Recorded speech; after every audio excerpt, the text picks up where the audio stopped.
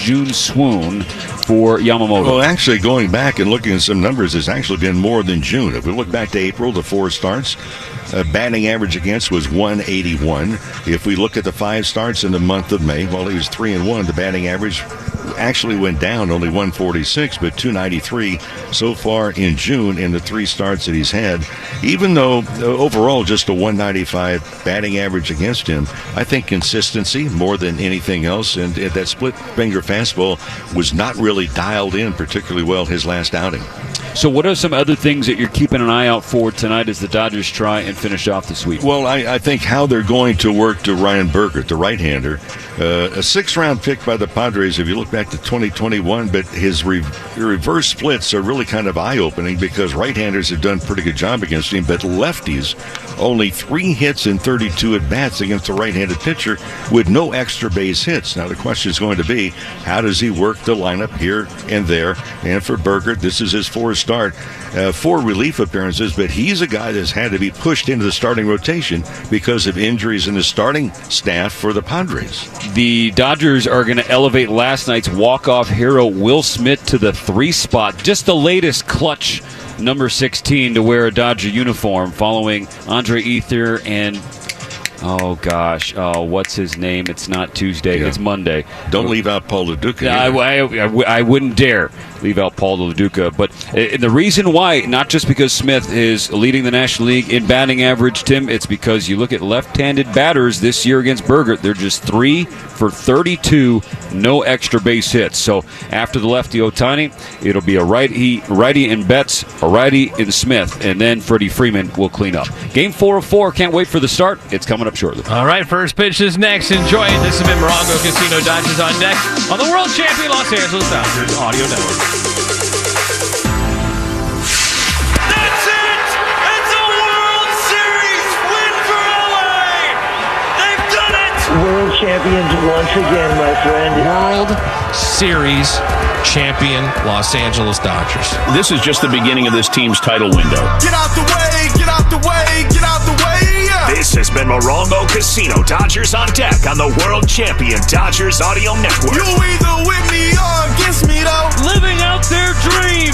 They've added even more. Now we go for 2 in a row. Win, win, win, win. Yeah. Curve everything else. Win, win, win, win. In the backyard and dreaming about this moment. Start chasing that chip. Stop. Win, win, win, win. This has been Morongo Casino Dodgers on deck, the MVP for fun, food, and good times. Dodgers baseball is brought to you by Superior Grocers. Quality, variety, and value. Shakey's Pizza. Get more meal for deal at Shakey's.com. And by Estrella Jalisco. Back-to-back home runs in the bottom of the ninth. First pitch is just moments away on your home of the world champion LA Dodgers. Happy Juneteenth. The enslaved people of Galveston, Texas claimed their freedom. From KLAC KYSR HD2 Los Angeles. An iHeart radio station. National League West Division champion. 10,000 hours. There's still more steps to take. Get to stepping. So go ahead and give us the flowers. Just getting started. Gotta know by now it's way more than luck. This team has continued to pour resources into the roster.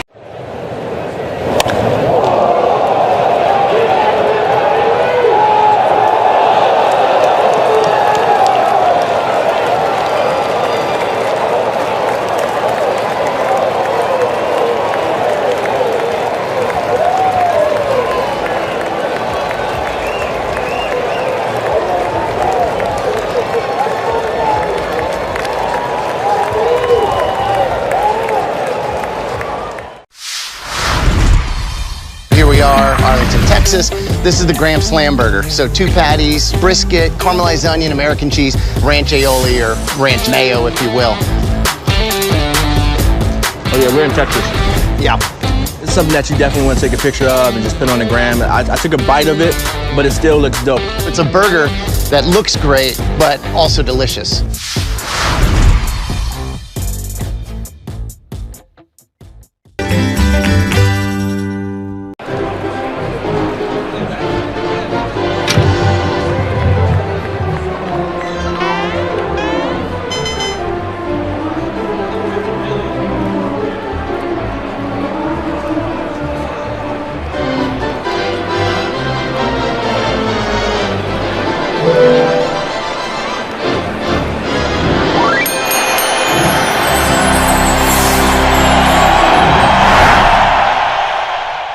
every fan a voucher for a free team bracelet and $50 off any $99 purchase. Visit danielsjewelers.com/baseball to get your voucher.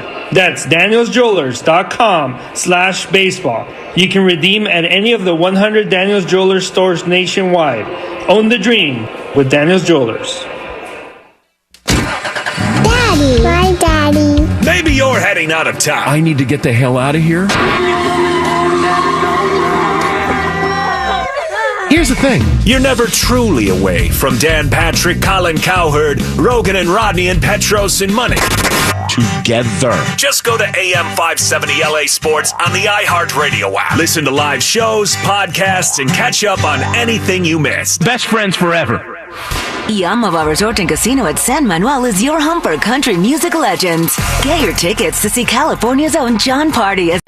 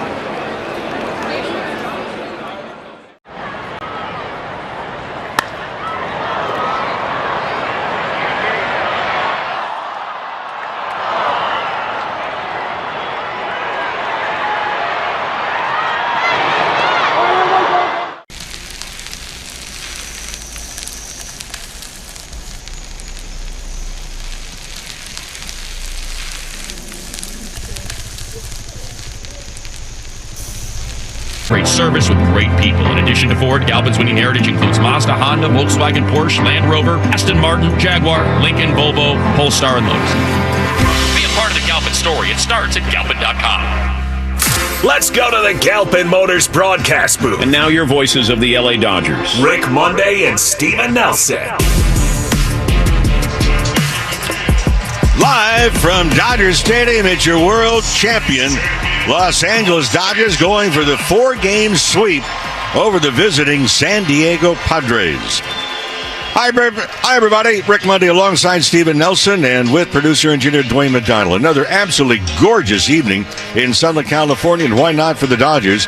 They began things today, a 4.5-game lead over the San Francisco Giants, 6 in front of the Padres. Well, the Giants just completed their game, so technically 4-game lead as they start tonight. As we mentioned, the Dodgers have won. Dodgers are taking the field, and here's Dave Roberts' starting lineup. Pretty much as it has been in recent times. Shohei Ohtani, the designated hitter, he'll lead things off. Mookie Betts is at shortstop. Will Smith with a game-winning walk-off home run pinch hit mode last night doing the catching. Freddie Freeman is at first base. In right field, Teoscar Hernandez. Max Muncy is at third.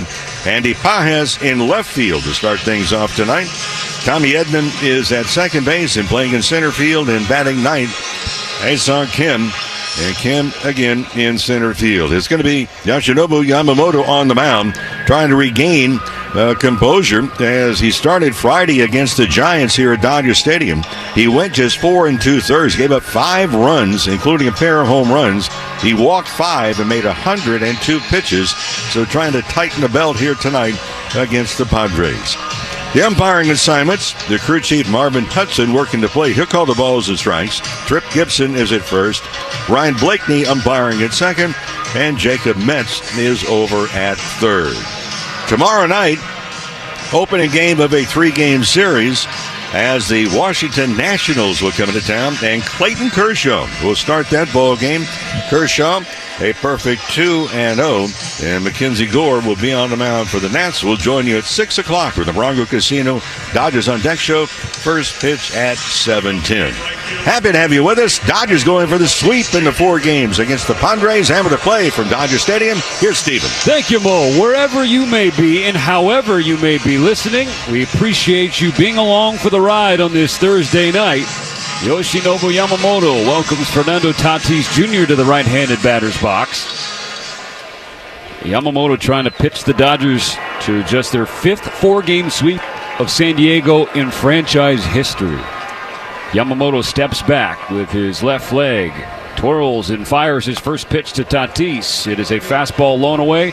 Ball 1 has us playing ball. A little after 7:10, 69-degree temperatures at Dodger Stadium. Tonight's time and temp brought to you by Bank of America, the official bank of the Los Angeles Dodgers. The 1-0 pitch. Tatis takes again. This is a strike. A fastball pinpointed on the outside corner. 97 from Yamamoto. It has been a tough month of June so far for Yamamoto, as the Dodgers have lost all 3 of his starts. The 1-1. Tatis checks his swing on a pitch that dives downstairs. Another fastball. 2-1.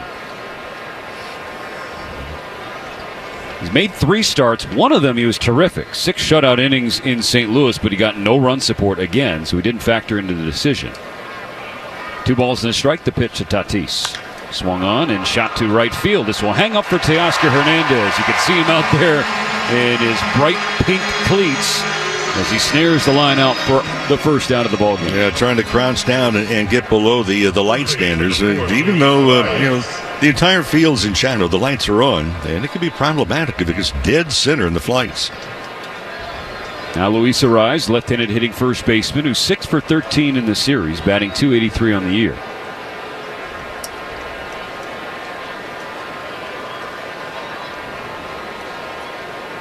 Here's the pitch.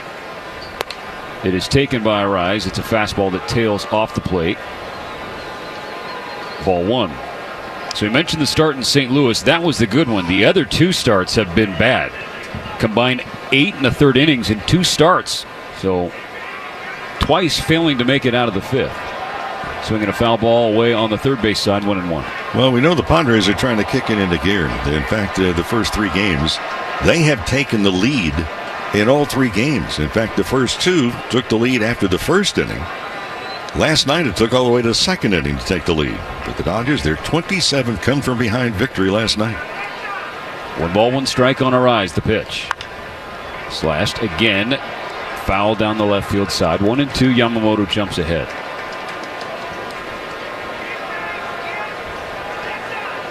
We saw Yamamoto 6 days ago against San Francisco. 5 earned runs on 6 hits and a career high 5 walks. Now, 4 of those runs came on a grand slam from Casey Schmidt. All of the runs via the homer. His 1-2 pitch to Arraez. Hit in the air, foul on the left side once again. The thing that really struck out in that game was the fact he made 102 pitches in just 4 2/3 innings. He was pitching from behind the entire time. And not nearly enough strikes in that one. Just 54.9% the strike percentage. They'll try again to put Arraez away. Arraez pulls a fly ball to right field. Teoscar Hernandez wandering back toward the warning track. Right on the first step of it. He makes the catch for out number 2. So for the Dodgers, their 27th come from behind victory last night. That's 5 more than the next closest team. Well, you hear that, Mo. That means Manny Machado is at the plate for the Padres. 2 outs, nobody on. Scoreless as we are just underway. Just a warm hello. Yeah.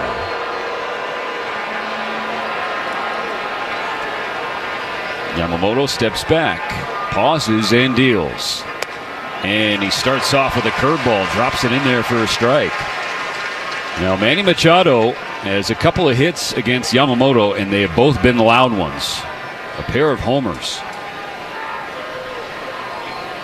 Machado batting .312 this year, 11 home runs, 45 driven in. Swinging a chopper toward the Dodger dugout. Quickly 0-2 for Yamamoto. Yeah, that's a good pitch. That's the fastball in. In fact, here's a number for you. The last 2 years, Yamamoto, when he runs the fastball inside the hitters, it's just a 184 batting average. That's 10th best among all major league pitchers. On an 0-2 pitch, Machado lays off. Pitch low and outside. 1 ball and 2 strikes.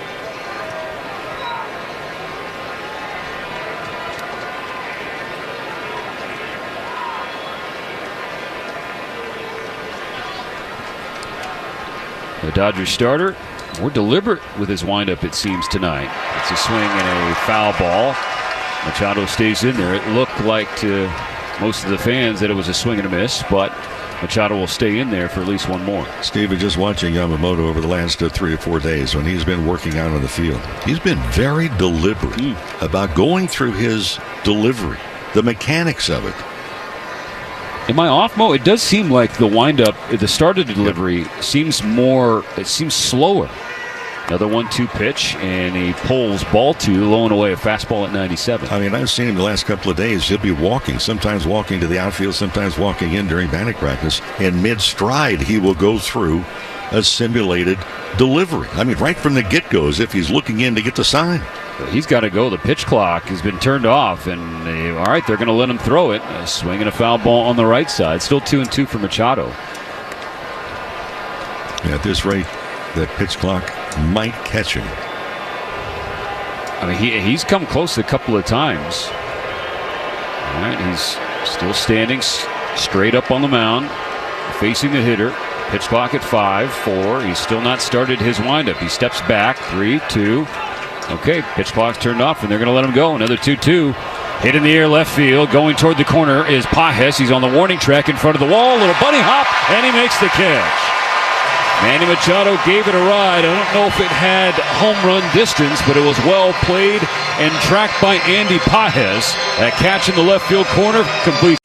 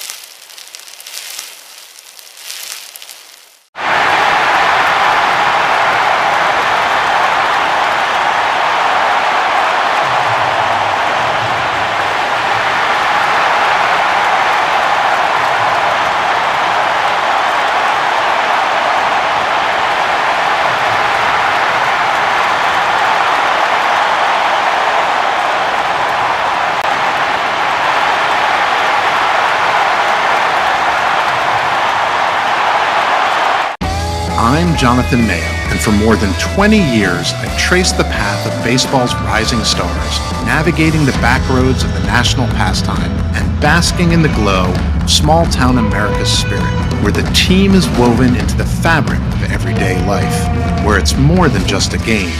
It's a celebration of the people, the traditions, and the culture that give these places their soul. This is Grassroots.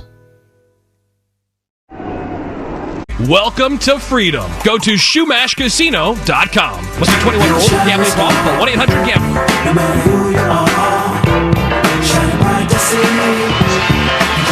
Shohei Ohtani leads off the home half of the first inning. His first at-bat is brought to you by Asahi Super Dry Beer, embodying the refreshing taste of modern Japan. Go beyond the expected.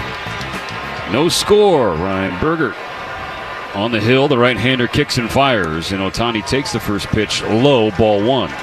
Well, Mo, we'll see tonight if the Dodgers' top 4, that big 4, can bounce back. They were just 1 for 15 in Wednesday's game. The 1-0 pitch, and Ohtani swings through a fastball down the middle at 93, 1-1. Yeah, that's what Bergert is. Either 93, occasionally he might tickle 95, but a good changeup on top of it. On a 1-1 pitch, Ohtani skies it shallow right field. Charging in is Tatis, and he is there to make the catch. He almost overran it. It hung in the air for a long time. Tatis made the play, and Ohtani is retired. That means Shohei is now 0 for his last 10. Very quickly on the changeup. We start to look at with Bergen. The last 3 starts, the first pitch of at-bats, he's thrown the changeup more than half of the time. There's something to be aware of. Now the rookie faces Mookie. 1 out, bases empty, no score in the first. First pitch to Betts. Tails inside, ball 1. Mookie's been quiet in this series. He is 1 for 12 with a pair of walks. He's in front 1-0, the pitch. And Betts belts one down the left field line. Will it stay fair? It is foul. Well, perhaps he can follow the playbook of one Will Smith last night, Rick Monday. Pinch hitting in the bottom of the 9th. Smith, he crushed one down the left field line, but it hooked foul. What did he do on the very next pitch? An 0-2 pitch. He walked it off with a home run. The 1-1 pitch to Betts. Mookie tries to check his swing, and it's basically a little pop out to Burgett. Nice work by the pitcher going off the right side of the mound. If you can envision just a poor bunt, that's what happened after Mookie tried to check his swing. That's out number 2. Teams go at it 2 different ways. The Dodgers, from an offensive standpoint, they're first in team average, first in runs scored, first in home runs. And for the Padres, their presentation, don't discount the offense, but it has been their pitching has really been a mainstay. Speaking of Will Smith, last night's hero, he's batting now in the 3 spot tonight. First pitch from Berger. It is in there for a strike. At Children's Hospital Los Angeles, groundbreaking research meets world-class expertise in treatment. U.S. News and World Report has once again named CHLA the #1 hospital in California. Go to chla.org. The 0-1. Smith swings through. Strike 2. Will had to get hot in a hurry last night. Called upon to pinch hit, and he saved the ball game for the Dodgers. And he continues to crush the San Diego Padres. His 3rd career pinch hit walk-off home run. The 0-2. Grounded to Machado. Fields it on hop. A side saddle on his left side. Throws on to Arraez. And that completes a 1-2-3 inning for Berger. So the 2 starting pitchers exchange zeros in the first. We're on to the second in a scoreless ball game. LA's best sports star. That's a good endorsement.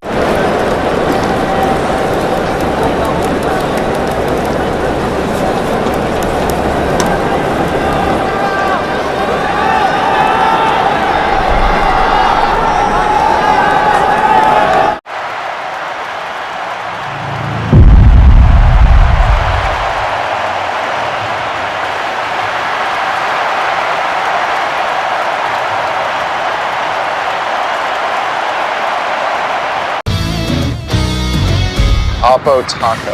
I'm going to guess it's an opposite field, upper deck, maybe something like a... Yeah, home run to the opposite field. You got it.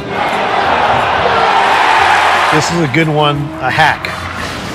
I don't know. I mean, is it the same as like the layman's term hack, like a bad chef? You've guessed correctly. Okay. Someone's a hack, someone that's just nailing it in. Yeah. They're not putting their heart into it.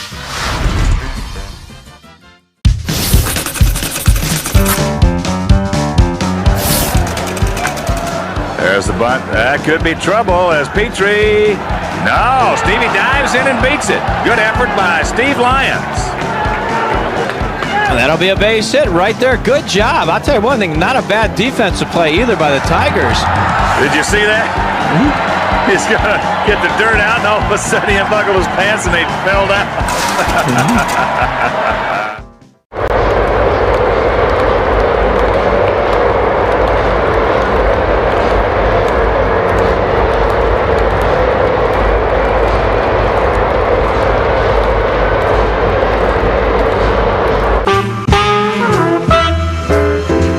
Top of the second inning is brought to you by Budweiser. This Bud's for you. Yoshinobu Yamamoto is Gavin Sheets leading off. Left-handed hitting left fielder. Hulking presence, 6 foot, 3.5, 235 pounds. And Yamamoto gives him a first pitch fastball, but it tails low and outside, ball 1.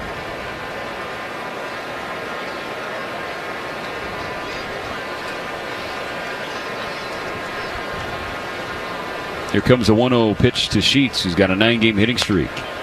He takes a fastball in the outer third. Strike one called. Yamamoto did something in the first inning, Mo, that has been a rarity for the Dodgers in the month of June. He pitched a 1-2-3 first inning. That's just the 5th time it's happened for a Dodger starter all month. 1-1. Sheets bounces one foul on the first base side. Strike 2. Yeah, Dodgers have been coming back. We mentioned 27 come from behind wins. And there's been a lot of them, too many of them, quite frankly. They've been behind in either the first or second inning. The Padres have scored first in all 3 games of this series. Hasn't kept the Dodgers from taking the first 3. Gavin Sheets takes this one high and deep to right field, but Teoscar Hernandez is waiting for it on the warning track. That was about 8-10 feet maybe.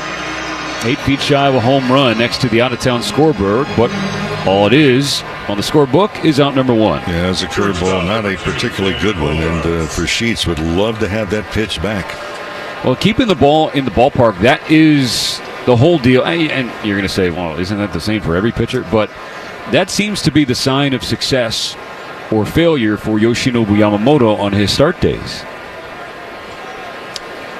Base is empty, 1 out in the second, no scores. Xander Bogaerts, right-handed hitting shortstop, .227 batting average. First pitch to him, blowing away ball 1. Well, you like to say is that, hey, look, the home run ball, but let's look at the facts.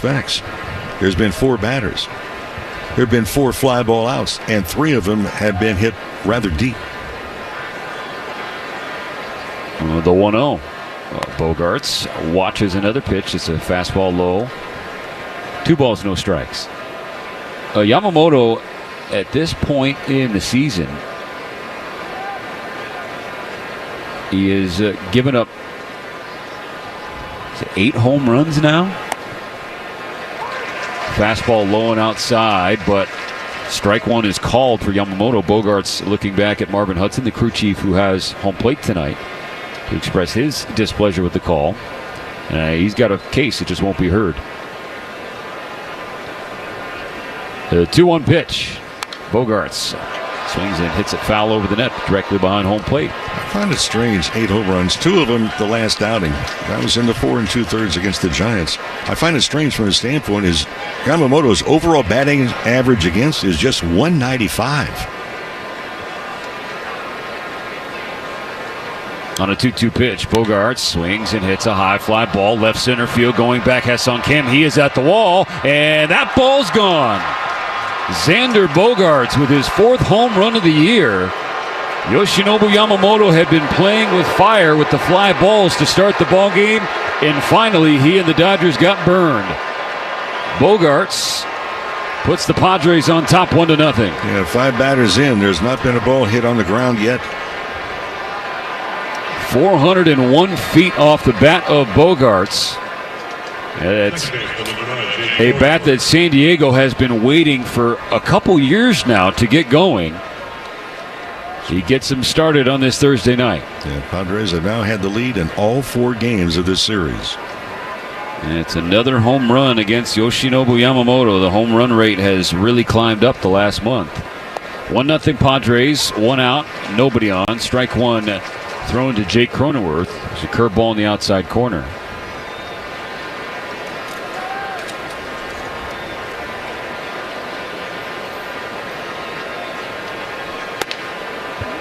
Yamamoto misses outside with a heater, 1 ball and 1 strike. Of the last 32 hits, Mo, that Yamamoto has given up, 7 of them have been home runs. Yeah, too many. And you look at the Padres, they're not a home run hitting team. No. The pitch. Check swing from Cronenworth. It's strike 2 called anyway. Fastball at the knees. For example, the Padres come in with 62 home runs. That's 27th of all the major league teams. The Dodgers come in. They've hit 116. That leads baseball in home runs. 1 ball, 2 strikes. Yamamoto steps back. And the pitch to Cronenworth is cut on and fouled back into the net. But here's the problematic situation for San Diego. Last night adds to the number. But the Padres now have 24 blown lead losses. Well, that's tied with the A's second most. Who has the most in baseball right now? Chicago White Sox. that's a stat that does not shock me, at least in the last team, that the Padres are in there with their bullpen. It is kind of surprising. Cronenworth, this one to left field, right at a waiting Pages. A routine fly out for Cronenworth, second out of the second inning. Yeah, it's a good point that you make with the Padres bullpen, because they have been they've been really stellar. If you look at the we're almost at the halfway point of the season. Yeah. Now the DH and the number 7 hitter, Jose Iglesias. Padres up 1-0 on the home run from Bogarts. First pitch strike. No ground ball outs yet for Yoshinobu Yamamoto, and this is a guy who owns the 3rd highest ground ball rate in the entire National League, Rick Monday. Not tonight. The pitch is in the dirt, picked by Will Smith. 1 ball and 1 strike to Iglesias.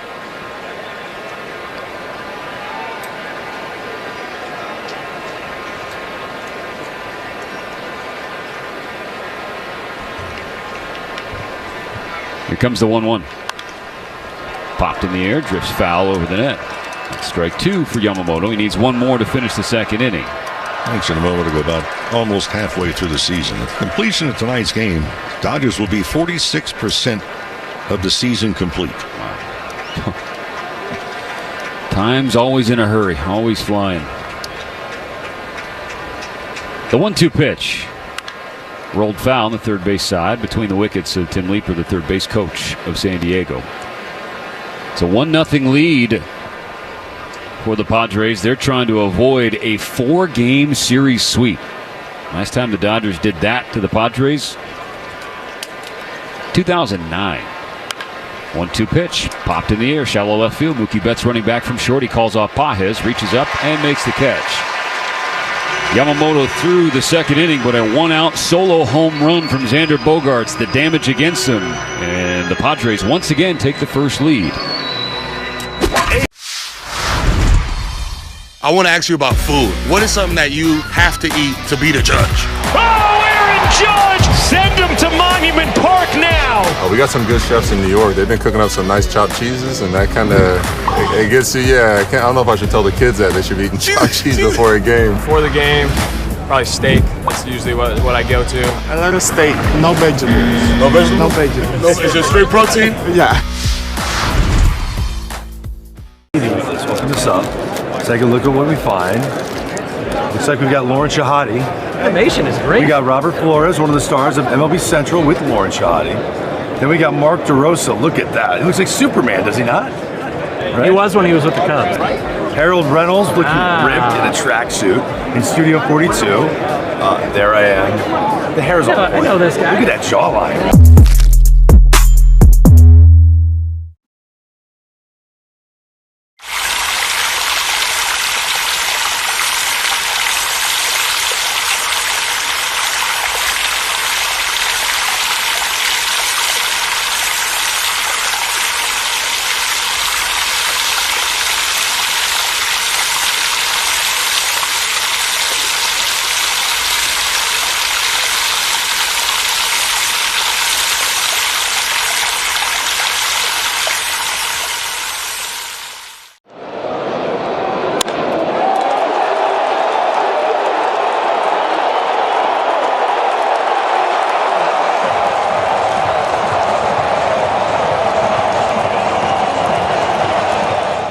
Dodgers Audio Network. Freddie Freeman, Teoscar Hernandez, and Max Muncy due up for the Dodgers in the bottom of the second. They trail the Padres 1-0. Bergert's first pitch outside on Freeman, ball 1. Bergert needed just 9 pitches to get through the first inning in the Dodgers' first 3 of Ohtani, Betts, and Smith. Here comes the pitch to Freddie. Freeman takes low, ball 2. 4-game hit streak for Freeman, 5 for 16. And he's gone 8 straight games without an extra base hit. He has gone 34 straight without a home run. Longest home run drought of his career. Pitches upstairs. He's in a comfortable driver's seat. 3 balls, no strikes. Freeman's still trying to dial in consistently that swing. Even though he's struggling with that swing, he's still getting some hits. 3-0. Green light, and it's ripped to the second baseman Cronenworth. So a line out for Freddie has him shaking his head as he walks back to the dugout. Work hard and play hard in a new Tacoma. With an I-Force turbocharged engine, it's a truck built for the bold. See your Toyota dealer today because they make it easy. Padres up 1-0 on a Xander Bogaerts solo home run off Yoshinobu Yamamoto. Here's Teoscar Hernandez with the bases empty and one gone. Bergert pulls ball one outside.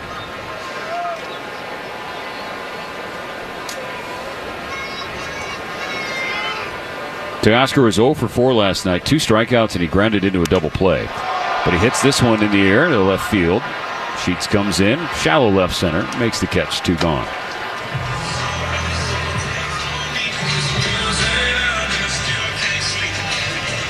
For the rookie Bergert, 25 years old, product of West Virginia University, making just the 4th start of his career. He's given the opportunity in the Padre rotation mode because we've been talking about off the air. San Diego's pitching staff, the starting staff, to be clear, has been decimated by injuries. Here's the first pitch to Max Muncy. It's a strike on the inside corner. Yeah, for Bergert, we mentioned briefly in the pregame show, he's not allowed much at all to left-handed batters. They're just 3 for 32 coming in tonight. The pitch. And Muncy skies it high in the air, right field side. Tatis drifts in, and he waits for it. He squeezes out number 3. 6 up, 6 down for Bergert, who just needed 8 pitches to complete the second. That was after a 9-pitch.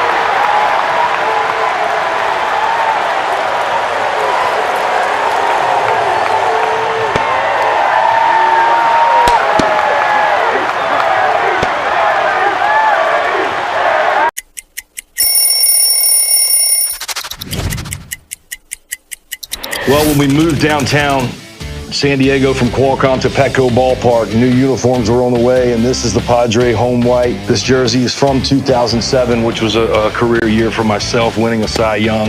There's some different memories that stand out. One in this uniform against the Braves, where I struck out a Padre record 16, wearing this jersey, trying to make the Padre and the Friar faithful proud.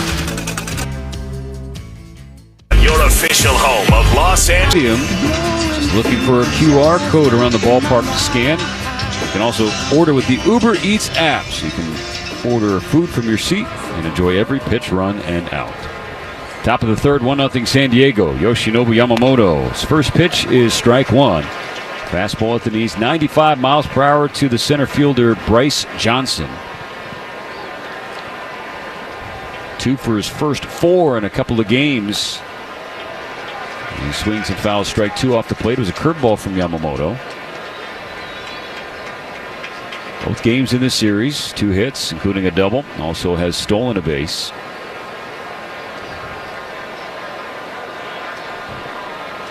Yamamoto in front, 0-2. The pitch is strike 3. Just froze him with a curveball in the outer third. 3 pitches, 3 strikes, and 1 out for Yamamoto in the third. Well, that's where he has really been at his best. Again, the fastball, a lot of hitters just kind of give up on it because it has late movement to it as well. Last of the order for San Diego, the catcher Martin Maldonado, right-handed hitter, batting .188 this year. He's waiting on the first pitch from Yamamoto. He swings at it and fouls it away on the right side. There's a 1-out solo home run in the second inning for San Diego. Xander Bogaerts hit it. Came on the trademark splitter. The Dodgers starter. The 0-1 pitch to Maldonado is strike 2 called in the inside corner. The catcher checked his swing, but it hit the zone anyway. He's given up 3 home runs, has Yamamoto, on the splitter in his last 4 starts. You compare that to the first 29 starts of his career, just 1 homer.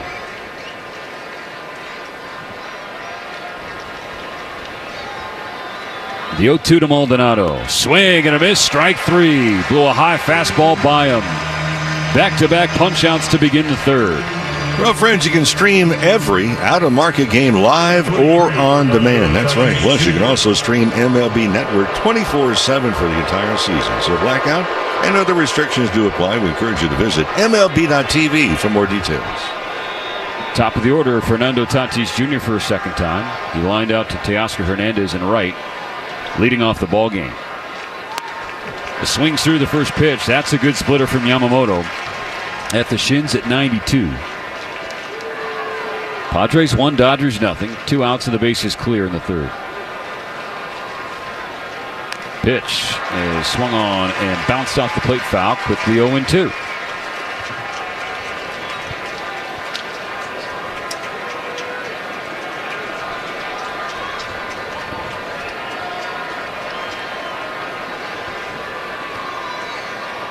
Yamamoto needs one more. Here's the pitch. It is 96. Split the plate. That's down the middle. Okay. That's not on the corner. If that's a field goal, it's good. The 1-2 pitch is in the dirt, a curveball. 2-2. I'm mystified by the missed call from Marvin Hudson we just saw 2 pitches ago. I mean, that it split the plate. It wasn't down the middle of the zone. It maybe was the upper half, but it wasn't right the tippy. Okay. Yamamoto has to work through it. The 2-2 pitch now. Swing and a miss. Strike 3. Yoshinobu Yamamoto strikes out the side in the top of the third. The Dodgers remain down by just 1. 1-0 San Diego. When we come back, Andy Pages will try to start the fire. LA's best sports star. That's a good endorsement there. AM.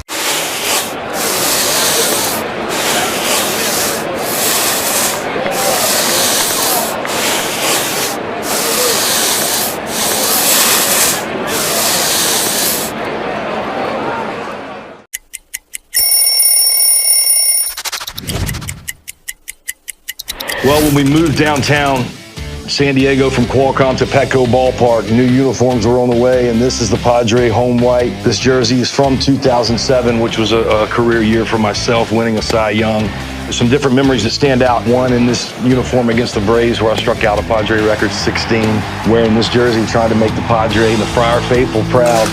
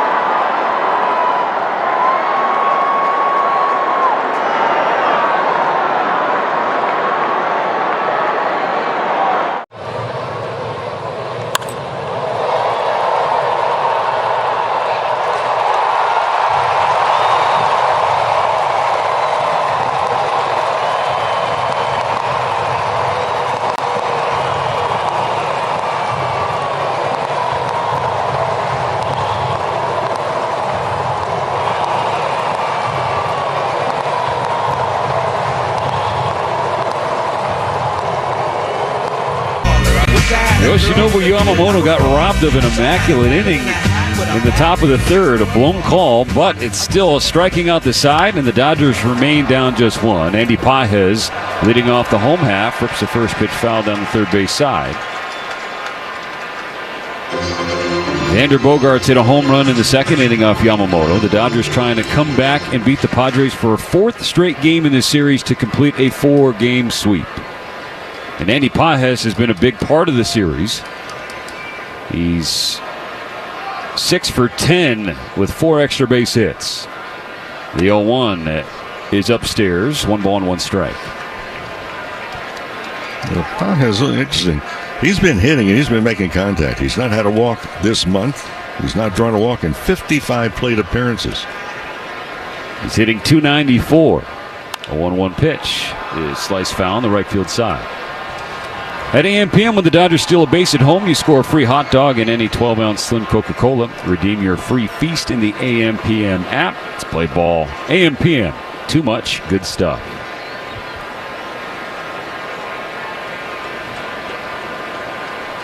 Bogaerts' 1-2 pitch. And Pages tips it into the glove of Maldonado. That's strike 3. First strikeout of the game for Bogaerts. He has sent the first 7 Dodgers down. Tommy Edman up next. His first at-bat is presented by Edmunds. Get an offer for your car. Find your next one. All on Edmunds.com.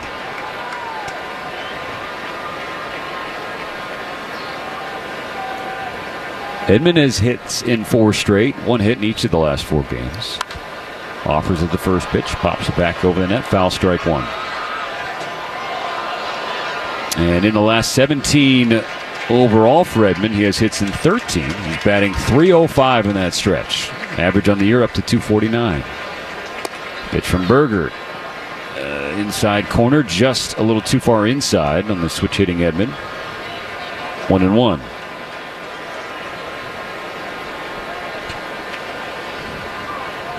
Machado in on the edge of the dirt as Bogaerts deals the 1-1 pitch, and he misses low and away. Ball 2. Maldonado held the glove there for a while, waiting for Hudson to call a strike.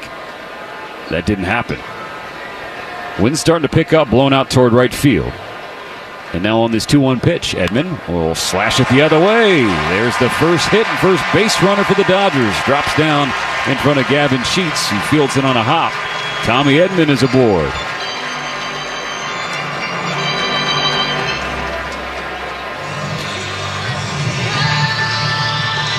Now the 9th spot, the center fielder, Haesung Kim, getting another start, Rick Monday. Getting another start, and for Michael Conforto, not in there again tonight. He has been struggling, still working to try and break out of it. In the meantime, Kim not only in the lineup, but playing in center field. First pitch from Bogaerts is at the knees. Strike 1 call and a fastball at 93. Dodgers just got their first hit. Tommy Edman, a 1-out single in the 3rd. They trail San Diego 1-0 in this series finale. The pitch. It makes Kim shoot back a little bit. Missed inside by 6 inches. 1 ball and 1 strike. Well, the left side of the infield really playing an exaggerated pull. Kim got the start last night. 2 plate appearances. He was 1 for 2. A double and a run scored. 1-1 pitch. Shot down the left field line, but it slices out of play into the net. That's strike 2 for Bogaerts. And as we see so many times, pitchers just kind of sneaking a look to see who's on deck. It's Ohtani. Arraez holding Edman close to first base. Conservatively for Tommy. Kim behind 1-2. Swing and a miss. Strike 3. There's the changeup I was talking about before, in particular against lefties. By the way, that base hit that Edman got, switch hitter batting from the left side, that's only the 4th hit by a left-handed batter in the last 35 at-bats against Bogaerts. Ohtani would like to add to that count. 2 outs, Edman on first, the pitch. Ohtani rips it to right field. It is down, and Tatis is after it. Edman goes first to 3rd. Ohtani holds up on a single as Tatis spins and fires it back to the infield. There's another hit for a left-handed batter. The Dodgers now hand it to a righty, Mookie Betts, with runners on first and third.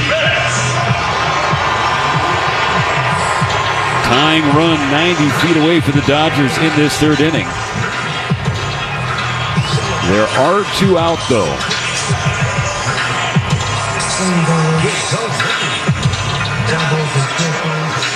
Betts 0 for 1. He popped out to the pitcher Berger on a check swing. He's 1 for 13 against San Diego these last 4 nights. The first pitch from Berger, and Mookie swings through a strike. It was a breaking ball, low and a little off the plate.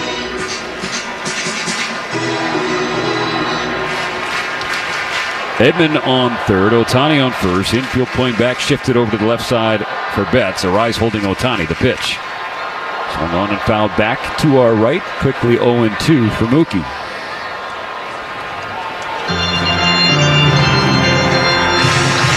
A 13-game on-base streak active for Betts, but just 14 hits, 9 walks, only 5 RBI. Behind 0-2. Here's the pitch. Mookie takes outside ball 1. Betts is 4 for his last 21 with runners in scoring position. That's a 190 clip. And that has been, for a long time, on one of his calling cards. First and third, 2 out. The 1-2 pitch is swung on and rolled to the left side. Machado charging from third in the glove. He throws on the run. Mookie hustling down the line, and he is out. The Dodgers may want to take another look at this. Dave Roberts waiting for the call. They will not challenge. So Mookie Betts.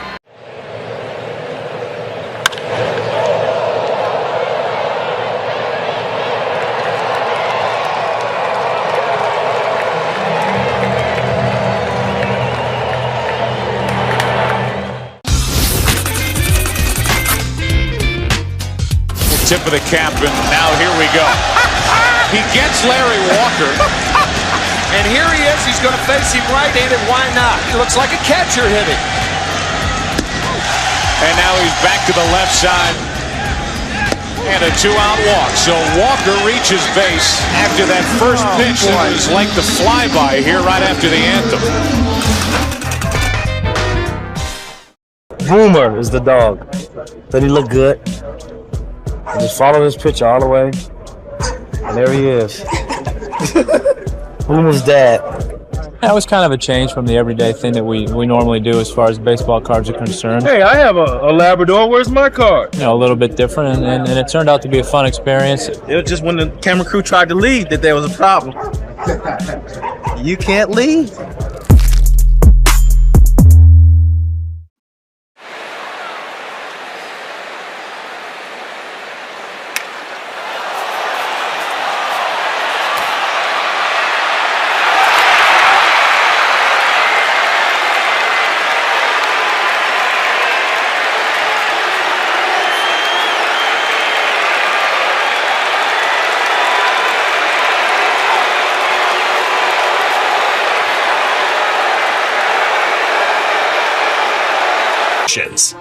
Now, this very moment, back to the Galpin Motors broadcast booth on your official home of Los Angeles Dodgers baseball.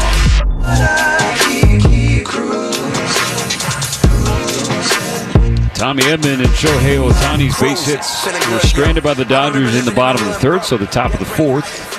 Yoshinobu Yamamoto working with the Dodgers trailing 1-0. First pitch is strike 1 to Luis Arraez, a fastball in the outside corner. We'll go back to the last time we saw Yamamoto in the third. Struck out the side. Had a chance at the Dodgers' first immaculate inning since 2021. Ground ball back to Yamamoto off the inside of his leg to second base. Tommy Edman fields it and throws to Freddie for out number 1. So a kick save and a beauty for Yamamoto. On a shot back to the mound, it looked like it hit the right leg. And it went right to Edman at second base. Thomas Albert and Will Ireton will come out of the Dodger dugout to check on the Dodger starter. Yamamoto signaled to the crew chief Marvin Hudson that he was okay afterwards, but the Dodgers obviously going to do their due diligence and double check. Not sure what the exit velocity was on that grounder off the bat of Arraez, but it definitely made Yamamoto dance on the mound. Fortunately, he didn't wear too much of the baseball. They're going to give him a couple warm-up throws to confirm what Yamamoto had been saying, that he's okay.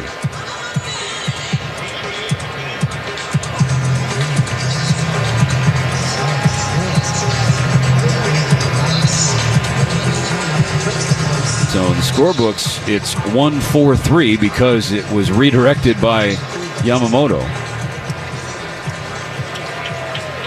One going in the fourth. Now Manny Machado will head to the plate. Number 13, Manny Machado.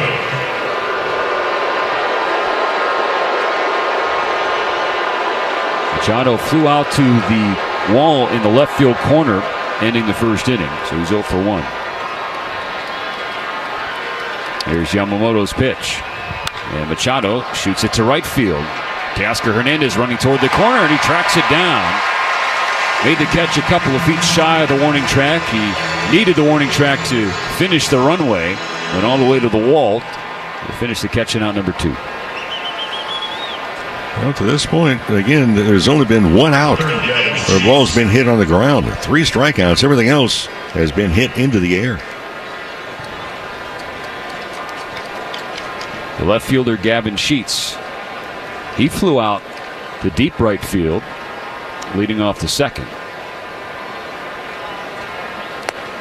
50th pitch of the night for Yamamoto is strike 1 on Sheets. Fastball at 95. Hit the outer third of the plate. Here's the pitch. Inside. And Sheets has to pull the hands out of the way. Fastball. It's 1-1.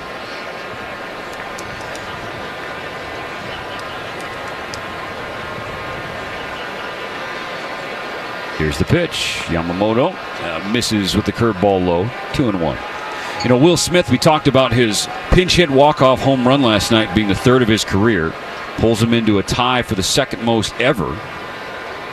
Charlie Culberson, old Dodger friend, and then Larry Sheets, that's Gavin's father, also had 3 pinch hit walk-off homers. Yamamoto misses downstairs again. 3 balls and a strike to the younger Sheets. Of course, that 3rd pinch hit walk-off home run for Smith broke a tie for the most ever by a Dodger. He previously shared the mark with the number 16. It's the man I'm sitting next to right now, Rick Monday. Well, they had to open up, dust off some archives on that one. Open. Yeah, exactly. Yeah. No. Just yesterday? And yesterday's gone. Yamamoto trying to battle back. The 3-1 pitch to Sheets.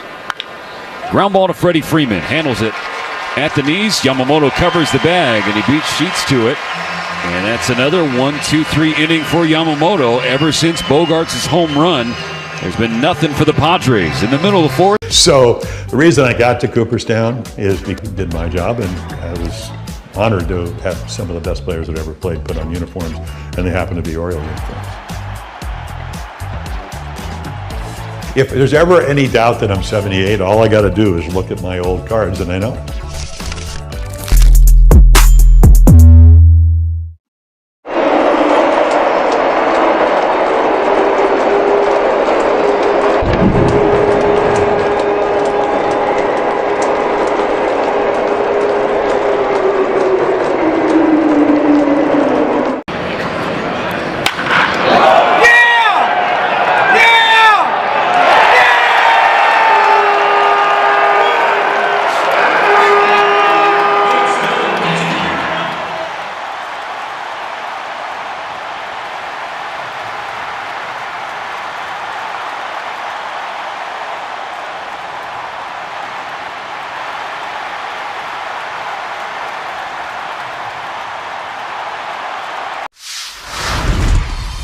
I'm gonna go check out Food Truck Row.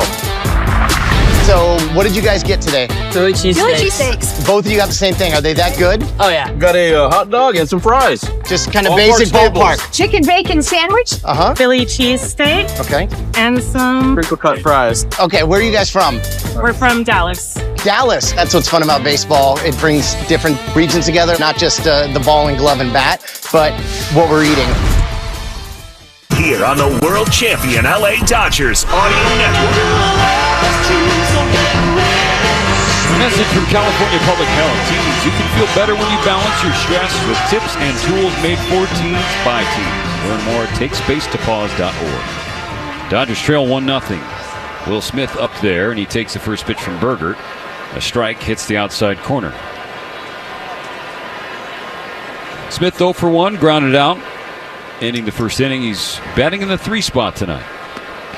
Bergert misses well outside, 1-1. Entering play on Thursday, Smith had leapfrog Freddie Freeman for the National League lead in batting average. Bergert's 1-1, off the plate again. Advantage Smith, 2 balls and a strike.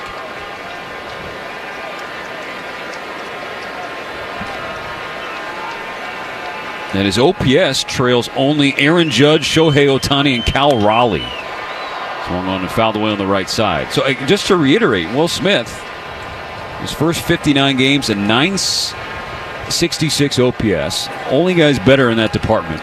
Aaron Judge, Ohtani, those are MVPs. And then Cal Raleigh, who's having an unreal year, the Mariners catcher. The 2-2 pitch from Bergert. Smith strikes out swinging. High fastball north of the zone at 93. That's out number 1.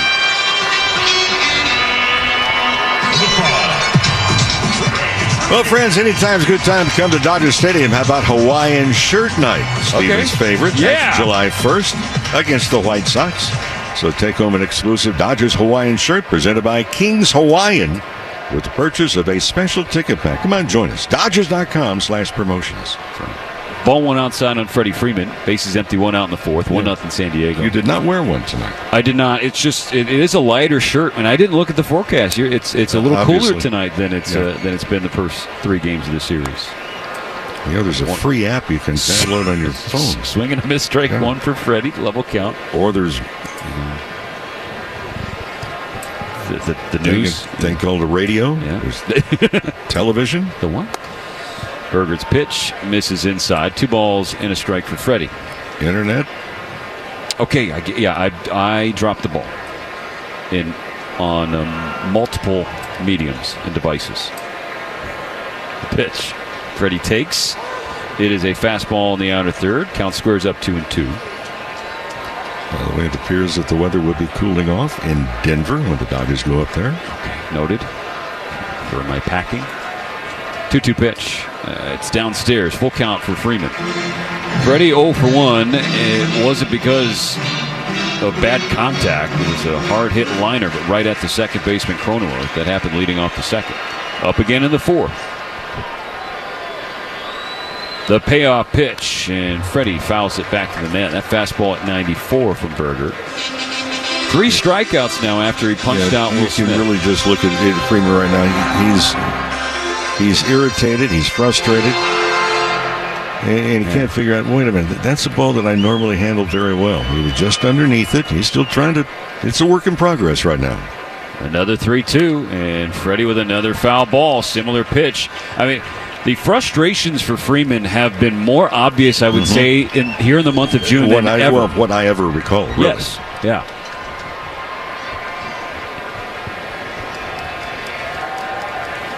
The pitch. Freddie with another foul ball. This time it was the off-speed Mo. Yeah, and everything has been away. Each of the last 3 pitches has been away. Now, does Bergert try and sneak something inside and get it? I will predict. I don't think Freeman is that far away from really busting out. He's mixed in some good swings. 9th pitch from Bergert, and Freddie fouls one off of Maldonado. That was on the inside part of the plate, so finally went to... Yeah, he did try and come in and sneak that fastball by Freeman. Normally, that's the ball that Freddie Freeman can jump on too. Oh, he has ideas of going the opposite way to left center field, but he's quick enough and powerful enough to handle the ball in. Went off like the left shoulder of Maldonado, and the catcher tried to turn and catch it. That would have been a strikeout for Freddie. Instead, we'll see a 10th pitch from Berger. And Freddie flies it in the air to left field. Gavin Sheets is waiting for it, 5 feet in front of the track. 2 gone for the Dodgers in the 4th inning. We're going to pause 10 seconds for station ID on the Dodgers Audio Network. The home of the world champion LA Dodgers. KLAC KYSR HD2 Los Angeles. Make us a preset on the free iHeartRadio app. Teoscar Hernandez digs in, taps the plate twice, twirls the bat once. 2 outs and the base is empty. The Dodgers down 1-0. Bergert's first pitch is in the heart of the plate, strike 1.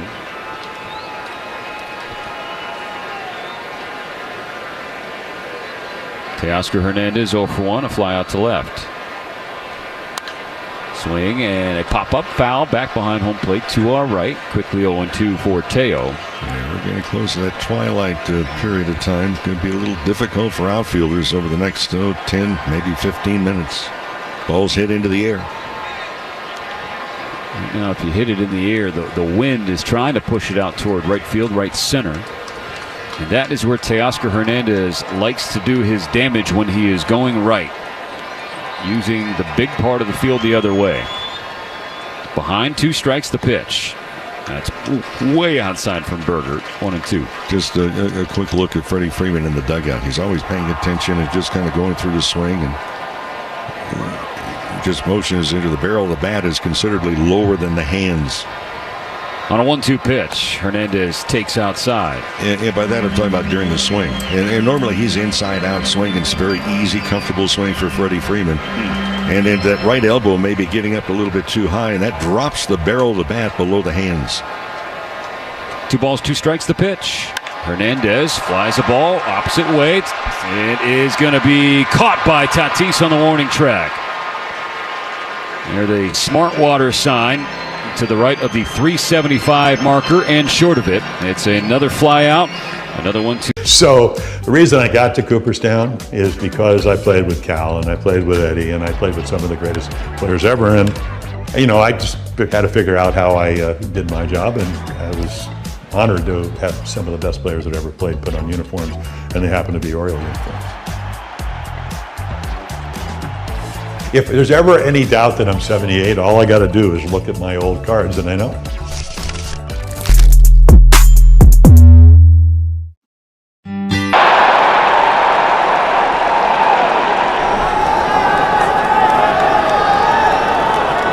Casino at San Manuel. San Manuel is now Yamava Resort and Casino at San Manuel. Find out more at Yamava.com.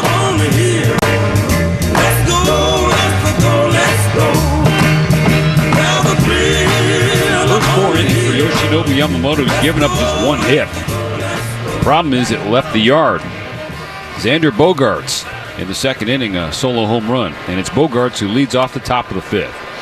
First pitch fastball 94, split the plate, but a hair low, ball 1.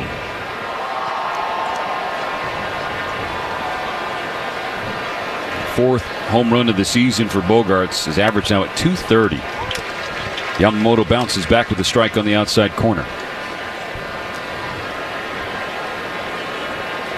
A 4-time All-Star and a 5-time Silver Slugger Bogaerts, but he has not come close to either of those honors in any of the seasons he's been with the Padres. No, and he's really had trouble in particular with the fastball away. The last 2 years, fastballs away, just 196. Yamamoto misses with ball 2. The 2-1 pitch is called a strike. 95 on the sinker, running down and in. Bogaerts looked to the sky in frustration. Yeah, Bogaerts may want to check the height of his knees, because evidently they just got lower. A 2-2 pitch. Swung on and chopped to third. Muncy, a little short hop right on the other side of the bag, and he loses it on the transfer. That was a really funky hop. It's going to be scored a hit for Bogaerts. Muncy was charging in. Instead of picking it before it hit the dirt, he waited for that second hop, which was short. And as he was trying to throw on the run, he lost the baseball down the third base line. So an infield base hit for Bogaerts starting the 5th. Now Jake Cronenworth. Left-hander swings at the first pitch, strike one, over the net. For Cronenworth, he's a guy that, you remember when he first came up with San Diego. I mean, he was doing everything against the Dodgers. We were told, well, he's an average second baseman. Then he picked everything, and then they moved him to first. They went back to second. They tried him a few different positions. The 0-1 is low. Padres 1, Dodgers nothing. Runner on, nobody out in the fifth. Bogart's base hit snapped a streak of 8 straight Padres retired by Yamamoto, going back to the last Bogart's hit, that home run in the second. The pitch. Foul back by Cronenworth off the mask of Marvin Hudson, and he is got both hands on the knees. That mask wore it square. The ball dropped straight down. And Mo, we've had this conversation before. When there's a foul ball back off a mask, if it drops straight down, that means the mask in the head is absorbing all of that. Exactly. And the mask that he wears, like most umpires, does have an area that goes down below the chin. A throat guard, if you will. It's metal, and that's exactly where it hit. And you imagine is that probably got even more leverage and causing, just a violent collision with that mask. Thomas Albert, the Dodgers trainer, as well as the rest of the umpiring crew, Will Smith and Jake Cronenworth, all there talking with Hudson, who's the crew chief, to confirm that he's okay. Got to go through a series of tests, answer some questions. They obviously want to make sure they avoid any concussion-like symptoms. Hudson gives Smith the new baseball. Albert heading back to the Dodger dugout, and that's a great sign. Dodger Stadium giving the crew chief a round of applause because the signals are that he is okay. Yeah, and the other part too is that you want to make sure that he's not staying in there just because, well, the responsibility of being the home plate umpire, responsibility of being a crew chief. It's a concern anytime you have your head rattled like that. Gives a fist bump. Gets a fist bump from Jake Cronenworth and a joke from Will Smith, the veteran umpire, stays in there. Top of the fifth inning, 1 ball and 2 strikes, the count on Cronenworth. Bogarts is on first. The Padres lead 1-0.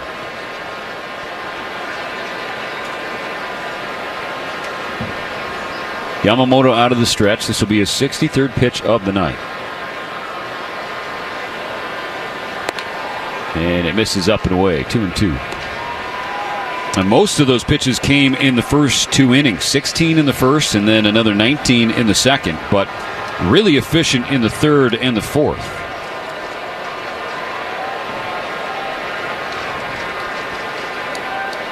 On a 2-2 pitch, Cronenworth hits it foul on the third base side. Well, both of these pitches tonight almost identical. Through 4 innings, both of them made 54 pitches. Yamamoto presented 3 more strikes than Bergert did. Yamamoto still looking for the first out of the fifth. Another 2-2 pitch is on the way. Chopper right side. Tommy Edman running after it. He reaches out, but he can't get it. Dribbles into right field. Picked up by Teoscar Hernandez. Bogarts goes first to third. And so you have 2 hits that barely left the infield for San Diego to begin this inning. And they're at the corners with nobody out.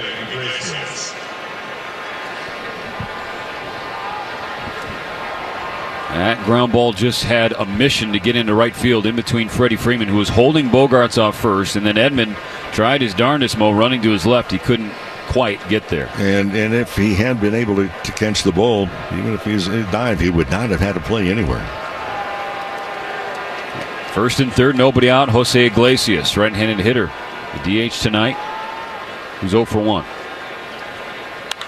It's hit high in the air, left field. Running toward the line is Andy Pages. Makes the catch. Tagging from third is Bogarts. The throw in from Pages is cut off by Muncy. It's a sacrifice fly for Iglesias, and the Padres add 1 more. 2-0 San Diego.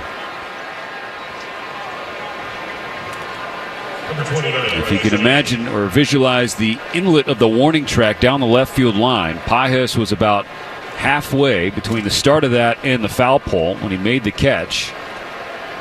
Had to plant and set his feet. A throw back into the infield ultimately did not matter. 2-0 Padres. Cronenworth still on first base, now 1 out. A little bit of a double clutch from Pages before the throw as well. Now Bryce Johnson watches a first pitch from Yamamoto. It's a fastball that tails low and away. Johnson was the first of 3 straight strikeouts for Yamamoto in the third, as he nearly had an immaculate inning. It's 9 pitches, 9 strikes, and 3 strikeouts. He fillets one to left field. That will bloop down for a hit. Fielded by Pages. Cronenworth goes station to station. First and second for San Diego. Just a little blooper. He laid it out there. They're trying to do death by a dozen cuts here. That was a hanging curveball, and fortunate it was just a single. It could have been worse. Ground ball, which has been Yamamoto's specialty for most of this year, would do the trick. The catcher is at the plate, Martin Maldonado. First and second, 1 out. The Dodgers down by 2 now. Fouled away on the right side, strike 1.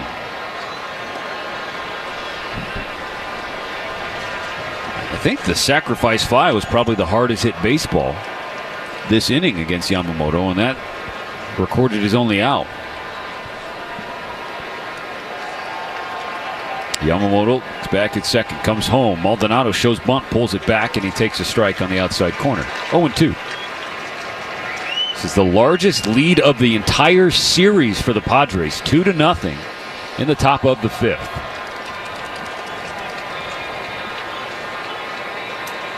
And again, they've had the lead in all 3 games of this series. Dodgers have won all 3. Yamamoto sets out of the stretch. On an 0-2 pitch, Maldonado strikes out swinging. There's the splitter from Yamamoto. Got a swing and a miss and his 4th strikeout of the night. 2 gone in the 5th. And maybe the best split we've seen tonight from the Dodger right-hander. Fernando Tatis Jr. Here comes trouble. Fernando Tatis Jr. Yes, he is 0 for 2 and only has a couple of hits in 3.5 games this series, but so much talent in there. You got to respect the danger he presents. Ball 1 inside from Yamamoto. First and second, 2 out. 2-0 San Diego in the 5th. And Tatis, massive reverse splits. Into the series, better than 300 against right-handed pitchers, below 200 against lefties. The 1-0. Swing and a bouncer foul on the side of the Dodger dugout. Dribbles into the camera well.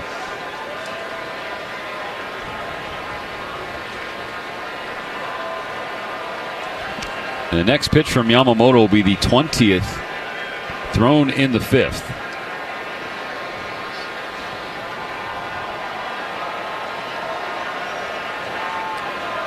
The 1-1. Tatis swings through, strike 2. Another good splitter. That one had some teeth to it.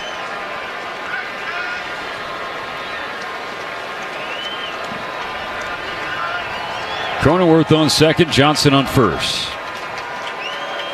One more strike for Yamamoto in this inning. The pitch is rolled to Mookie Betts at short. Scoops it up off the dirt with a couple of hands. Sidearm throw to Freddie Freeman on the money, and that is out number 3. But the Padres score another run. 1 run on 3 hits. A sacrifice fly from Iglesias makes it 2-0.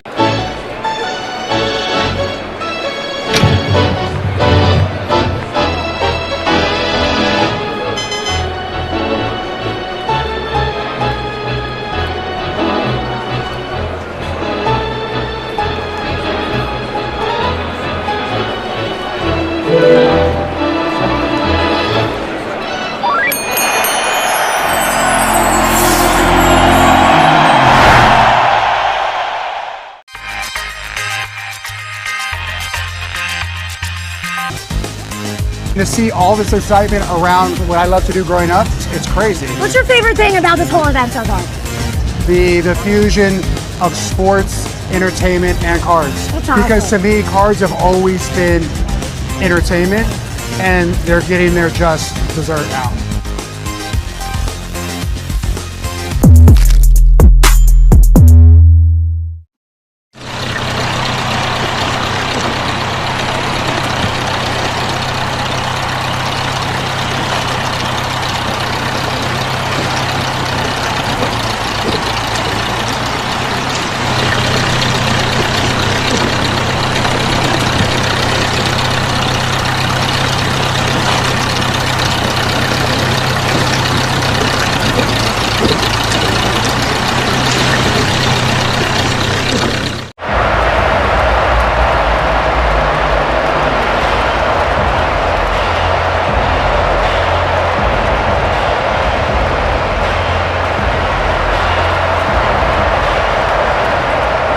Descriptions of this game may not be disseminated without the express written consent of the Los Angeles Dodgers.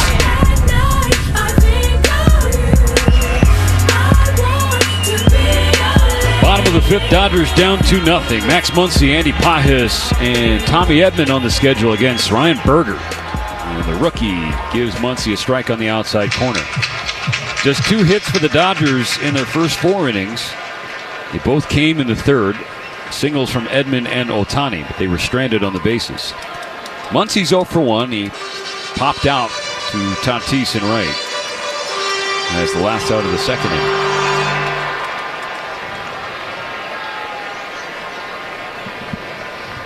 On an 0-1 pitch, Muncy swings and hits it high in the air, drifting foul on the left field side. It will ramp off the net and dribble back into shallow left. So far, Berger's been able to really avoid solid contact by Dodger hitters at this point. And on the other side, once again, we're in a Yoshinobu Yamamoto start, talking about the lack of run support for the Dodgers right-hander. I mean, it's getting kind of ridiculous at this point. Well, it's kind of crazy, too, Steven, is that sometimes you look at a staff and for whatever reason, there's one pitcher in that rotation that not a lot of runs are scored. 0-2, up and away. Ball 1 to Muncy. He has the second lowest run support average in the National League. Only Mitch Keller of the Pirates has gotten less run support than Yoshinobu Yamamoto. The pitch. Muncy slashed it high in the air. Foul on the third base side once again. He stays alive at 1-2. Well, now, Mo, here we are in the 5th inning. And you think about this series, this is about the time of the game where the Dodgers had flipped things around. Another 1-2 from Berger. Muncy pulls it foul on the first base line. Just foul. When we think back to last year, even beginning in spring training, how many times we talked about, well, 2 outs. And especially when it got to be the 8th inning, that's when the offense kind of came alive. But guys might want to try a little earlier. Avoid the rush. Especially with Yamamoto on the mound. Another 1-2 pitch. Muncy pops it up. This time it's playable. Left side of the infield. Machado toward the line, straddling the line. He makes the catch for out number 1. Speaking of Yoshinobu Yamamoto, come to Dodger Stadium for his bobblehead night on the 2nd of July against the Chicago White Sox. Be one of the first 40,000 fans in and take home a special Yamamoto bobblehead presented by ANA on Nippon Airways. For tickets and more info, go to Dodgers.com/promotions. Another spot. Pitcher gets the out on a pop-up, and he wants a different baseball. First pitch to Pages. Check swing. A strike drops on the outside corner. Pages struck out. A foul tip leading off the third, so he's 0 for 1. Average down to 293. Still very much all-star worthy. Pages kind of counting on the fans to help vote him into the next round of the All-Star ballot process. MLB.com/vote.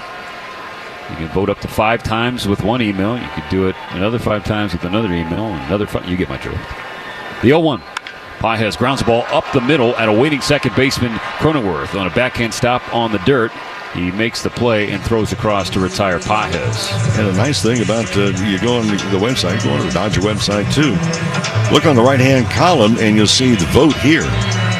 And it's a wonderful exercise, but there's another app. If you download that, you get one additional So if you have 5 different email addresses, that's 5 extra votes. 5 times 5 is 25, and 5 more is 30 last time I checked. Yes. Yeah. That math does check out. Strike 1 thrown to Tommy Edman. 2 out, nobody on in the bottom of the 5th. The Dodgers trailed the Padres 2-0. And you can vote every day, by the way. Every day. On the 0-1, Edman sees one skip off the plate. 1-1. Tommy's 1 for 1 with a base hit. As I mentioned, this part on Monday, it was a 5-run 4th for the Dodgers. Tuesday, it was a 5-run 6th. And last night, it was a 3-run 5th. They need a crooked number, not even just 1 inning, just the rest of the way if they want to complete a 4-game sweep. Down 2-0. Bergert missed with ball 2 in the dirt, so Edman takes advantage in the count. The pitch is inside, ball 3.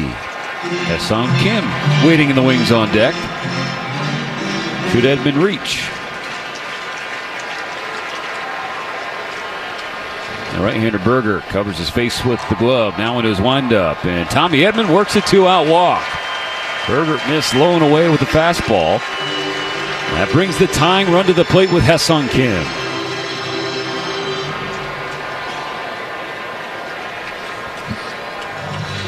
Number 6. Just 3 base runners tonight for the Dodgers. Edman is 2 of them.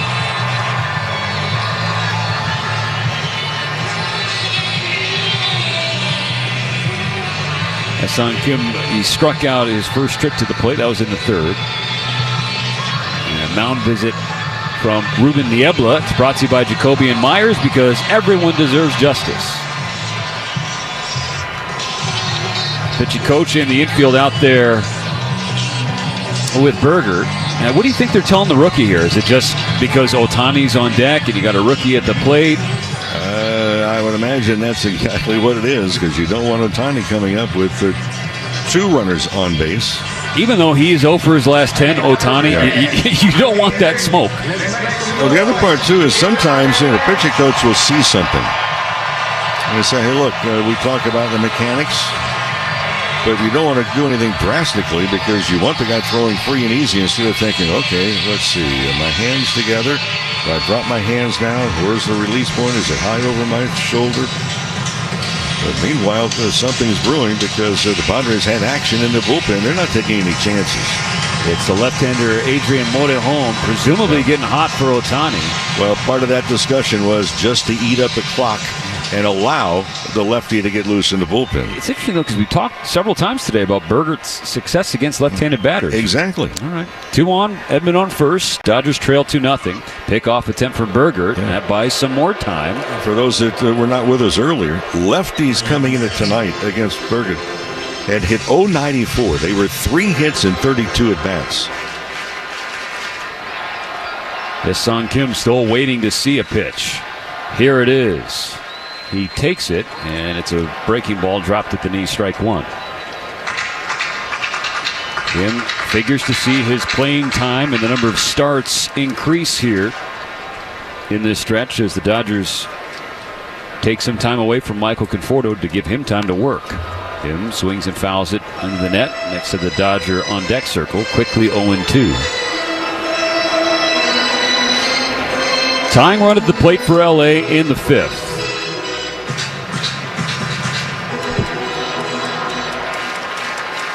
Berger on the extreme third base side of the rubber. His 70th pitch of the night. An 0-2 to Kim. He's in the dirt, check swing, and Kim held up. Jacob Metz, who had home plate last night, is at third tonight. He signaled no swing.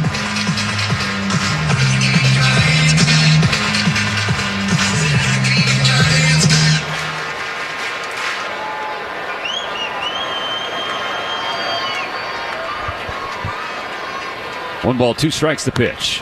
Rope to right by Ha-Seong Kim.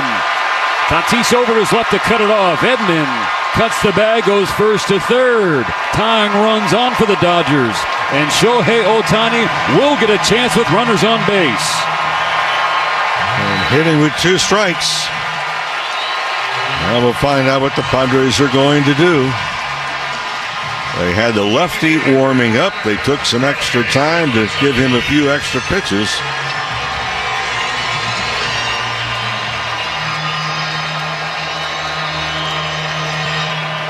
Here comes Mike Shildt. They will make a pitching change.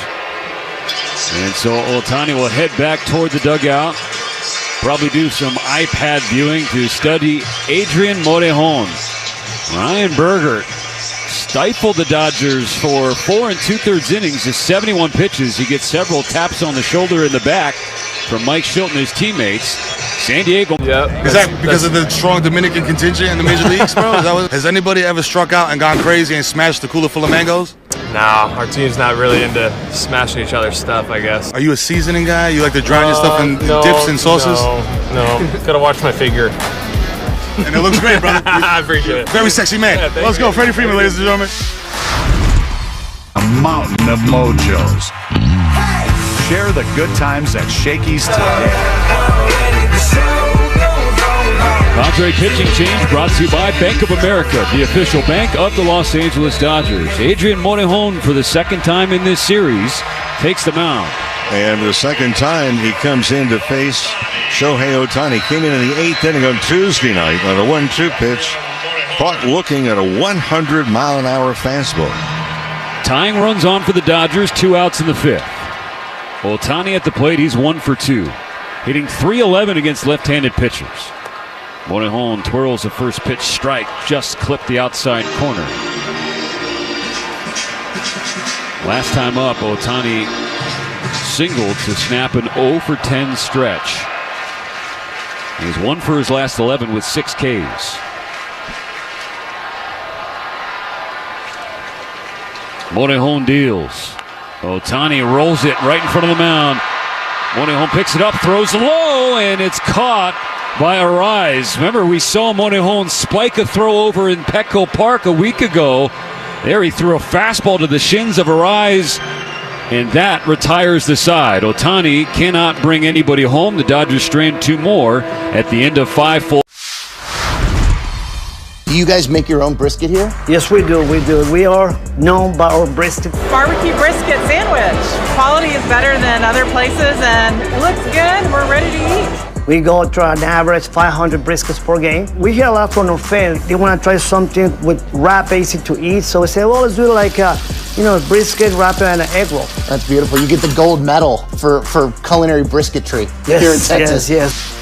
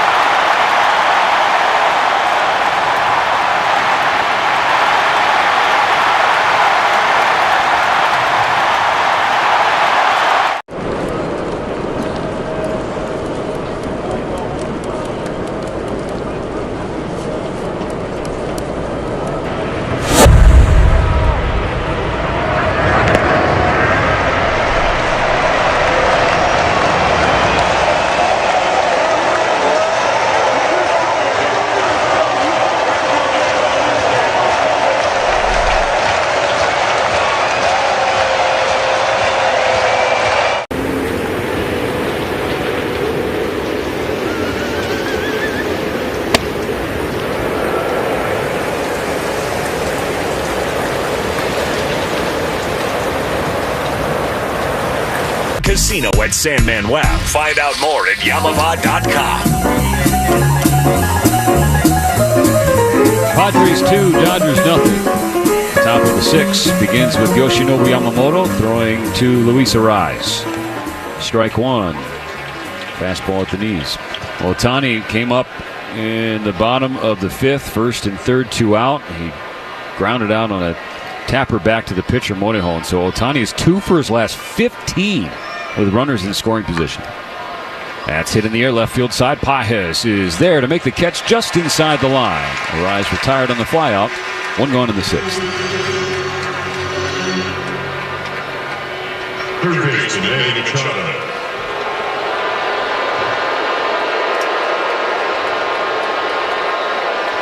The 0 for 2 Manny Machado. Right now, probably the front runner to be the starting third baseman for the National League in Atlanta at the All-Star game. Base is clear, 1 out. On the first pitch from Yamamoto, Machado will swing and miss a fastball with some arm side run. Machado was trying to hit that one a long way. And he's done it to Yamamoto a couple times in his career. On the 0-1 now, Machado with another swing. This time it's a foul ball back in the net. Scared the first row of the dugout club seats. Strike 2. And once again, Yamamoto pitching no runs across while he's in the game. It is mystifying. Pitch number 80 tonight. Machado takes. It is low. Ball 1. Just missed the bottom of the zone. Will Smith tried to frame it up for him.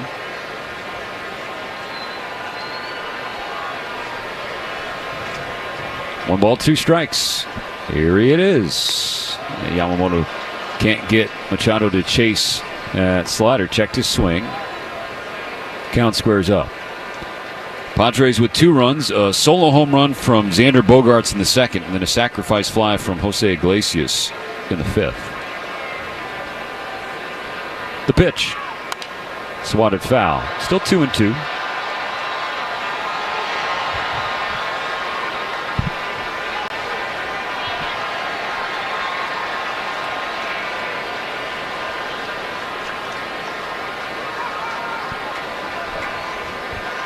Yamamoto trying to put Machado away. This is rolled to the left side. Muncy will try to barehand it. He will not. He puts it in his pocket, and that is the second Padre base hit that barely gets to Max Muncy. There has not been a ball to leave the infield, really, since the home run Bogaerts hit in the second. Cronenworth barely squeaked through. Not how hard, it's where you hit it. Really nothing that Max Muncy could do except pick it up and give the ball back to Yamamoto. So 1 out base runner for San Diego. 5th hit of the game for the Padres. First pitch to Gavin Sheets. Stays a little high and a little outside. Ball 1. Sheets is 0 for 2.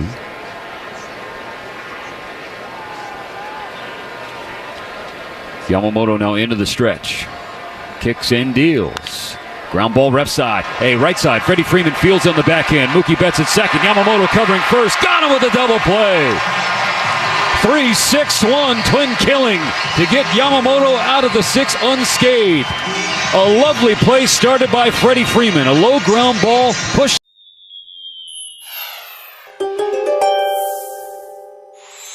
You like to play it fast and loose on the field, Pisces, since you're a natural athlete and don't have to try too hard to be one of the standout players.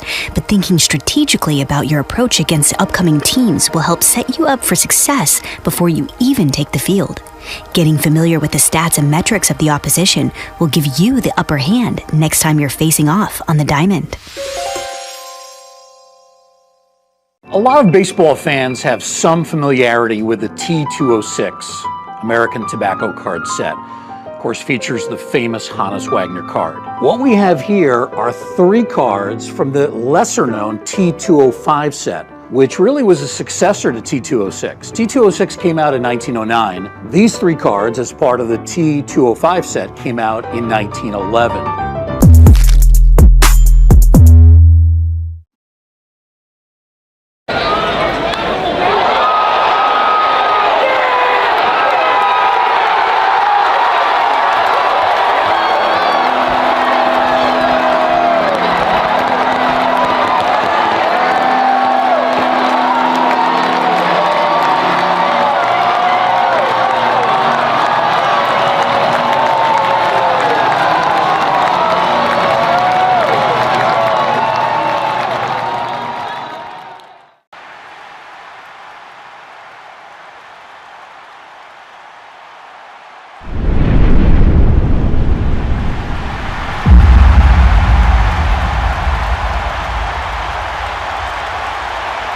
This very moment. Back to the Galpin Motors broadcast booth on your official home of Los Angeles Dodgers baseball.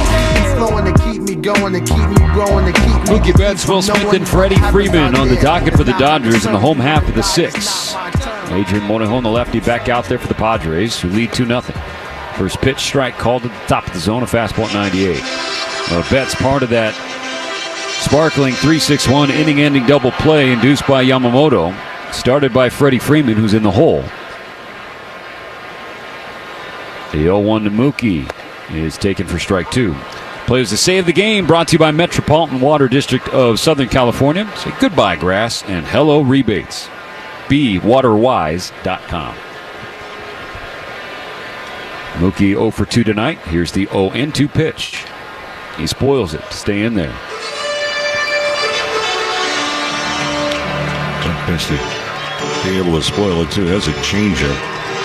And it just dropped out of the strike zone at the last second.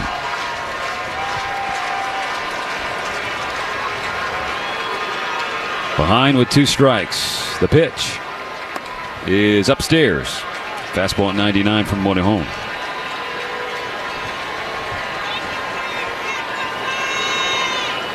Right-hander Jeremiah Estrada warming up at the bullpen. The Dodgers have clipped him the last 2 times they have seen him. On a 1-2 pitch, Betts bends back. A high fastball at 98.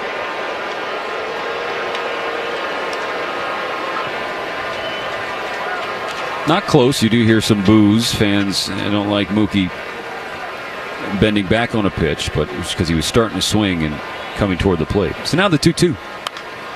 Betts pokes it in the air, right field side. That will drift out of play. Morejon came in with 2 outs and 2 runners on in the bottom of the 5th. First and third, Ohtani at the plate. Threw 2 pitches, and he got Ohtani to bounce one right back to him for the final out. Still 2-2 on Mookie. Here is the pitch from Morejon, and he misses high and outside. Full count. Sun is fully set here at Dodger Stadium. Lights blaring down. A little bit of a haze or mist in the lights as well. The payoff pitch to Betts. Slashed over the net behind home plate. Still 3-2.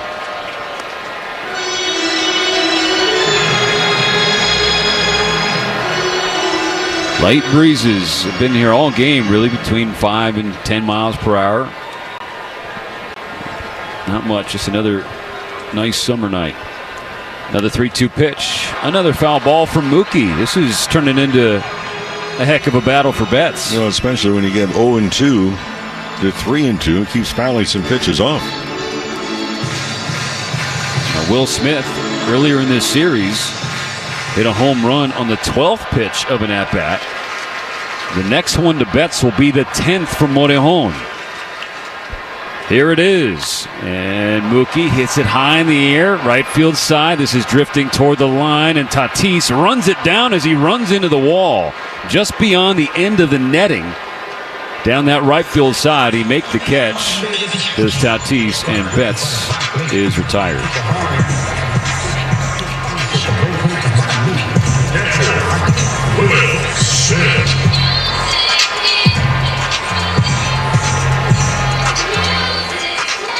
Now, Wednesday night's walk-off hero Will Smith. He's up for a 3rd time tonight. Hitless in his first 2 tries. He struck out swinging his last time up. Morejon deals, and Smith is jammed, fouls it away to the right, strike 1. 100 miles an hour inside corner. There's gasolina in that left arm of Morejon, no doubt about that. One of the big pieces of the Padre bullpen that Mike Schilt leans on.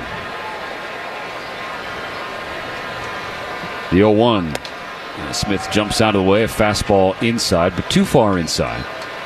Count levels out. Smith getting a chance to face a lefty. Came into the series batting .419 against Southpaws. The 1-1. Fly ball, just right of center field. Johnson on the warning track in front of the wall. He makes the catch. Just dropped shy of the Bank of America sign. Smith gave it a good ride, but ultimately was caught for out number 2. The hardworking Chevy Silverados, built on a legacy of long-lasting dependability. See your Southern California Chevy dealer today, or go shopping now at SoCalChevy.com. Mo, I mean, you've seen more games here. You've forgotten more games here than I know. First pitch to Freddie Freeman is taken atop the zone. A fastball at 99, strike one. Looking at the lights and the way that ball seemed to just die at the track for Smith. Well, it's cooled off a little bit from what it was earlier tonight, and over the last 3 nights has been much warmer than tonight too. Monahan deals, gets sort of a silly swing from Freddie. He fouls away strike two. It's kind of like when you hand your baby their first bat and how they swing it around. That was Freddie's swing there. Tipped it off the glove of Maldonado. First thing I thought of, I got 2 baby boys. Work. 2 outs, nobody on in the 6th. The Dodgers down 2-0. The pitch from Monahan is high. Freddie checks up. Yeah. The part you left out is you're going to make absolutely certain you did not drop this child. Yes. 1 ball and 2 strikes, the count on Freddie, who is 0 for 2 tonight. And once again, the top 4 has been silent. Inside, another check swing, another ball as Freddie held up strong. 2-2.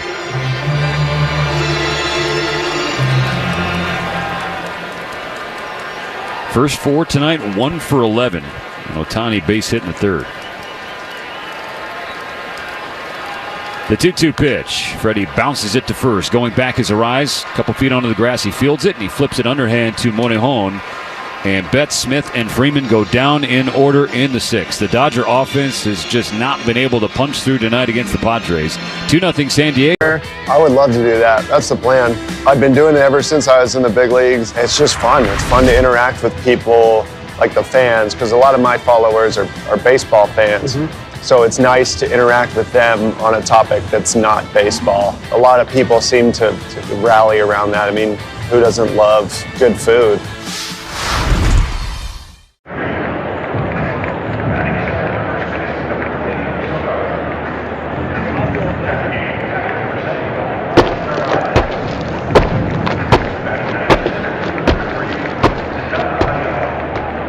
LA Dodgers baseball continues on its official home. Top of the 7th brought to you by Shakey's Pizza Parlor, the official pizza partner of the Dodgers audio broadcast. When it's game night, it's group night at Shakey's.com. Dodgers trail 2-0. It's Xander Bogaerts leading off for the Friars in the 7th. He got the scoring started back in the 2nd. A 1-out solo home run. Yamamoto back out for the Dodgers, and he starts Bogaerts off with strike 1 at the knees. Bogaerts is 2 for 2. A home run, a single. He has scored twice. The pitch is a sinker down and in, ball 1.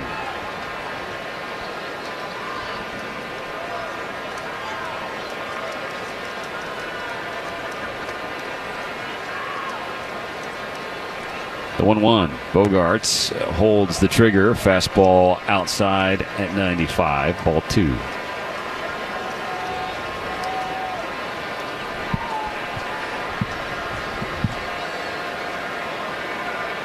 The pitch. It is a curveball that drops low. Bogaerts held the swing up. 3-1 the count now.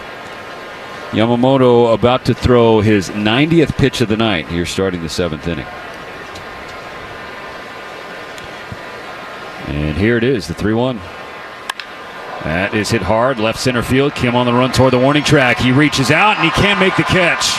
One hops off the base of the wall. Bogaerts will head to second. The throw comes in from Kim to Mookie Betts. A stand-up leadoff double for Bogaerts, who's now 3 for 3. And going back to the 9th inning last night, Xander Bogaerts seems to have found something with his swing. Yeah, man, he was lost in the forest there for a long time, but from a hitter, you just have to keep plugging away and hope that things fall together. Looks like tonight it has for him. So he's 4 for his last 4 with 3 extra base hits. Yamamoto trying to complete 7 innings for the 3rd time this year. The only other Dodgers started to do it is the 37-year-old Clayton Kershaw. His last time out against the Giants. And Cronenworth swings at the first pitch, flies it to left field. Pages on the run. He won't get that. One hops off the warning track over the wall It's an RBI double for Jake Cronenworth. The Padres with back-to-back doubles in the top of the 7th. It's now 3-0 San Diego. And the Padres all night long have hit the ball and put the ball into the air. Very few ground balls thrown up by Yamamoto, which is uncharacteristic. That was a middle fastball, Mo. I mean, just a slicing line drive to the opposite field from the lefty Cronenworth, and Andy Pages watched it one hop off the warning track. Ground rule automatic double. He's on second, still nobody out. Strike one called against Jose Iglesias on a pitch that appeared to be outside on the righty. So the Dodger deficit now 3. Still no outs in the 7th. The 0-1 is a splitter. That's low, ball 1. Dodgers get the right-hander Lou Cervino throwing in the bullpen.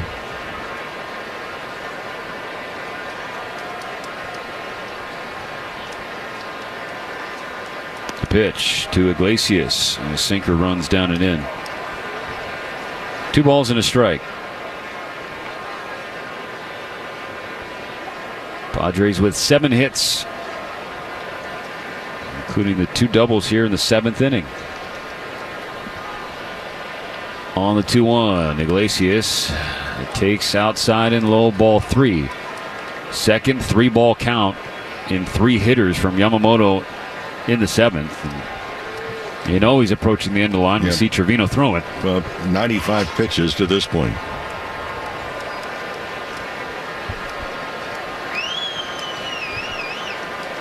The pitch.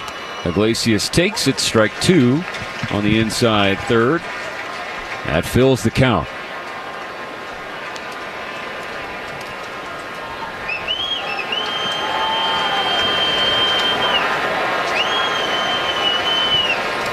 Three 3-0 Padres in the 7th. The payoff pitch from Yamamoto. Iglesias pulls it foul toward the Dodger dugout.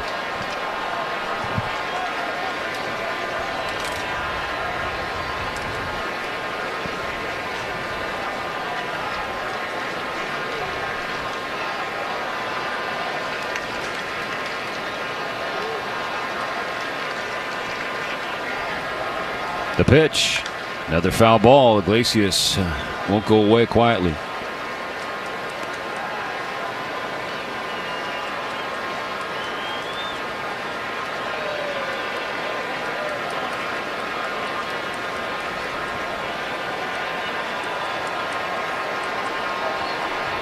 Another payoff pitch. Number 99 of the night for Yamamoto. Another foul ball bounced to the left side by Iglesias.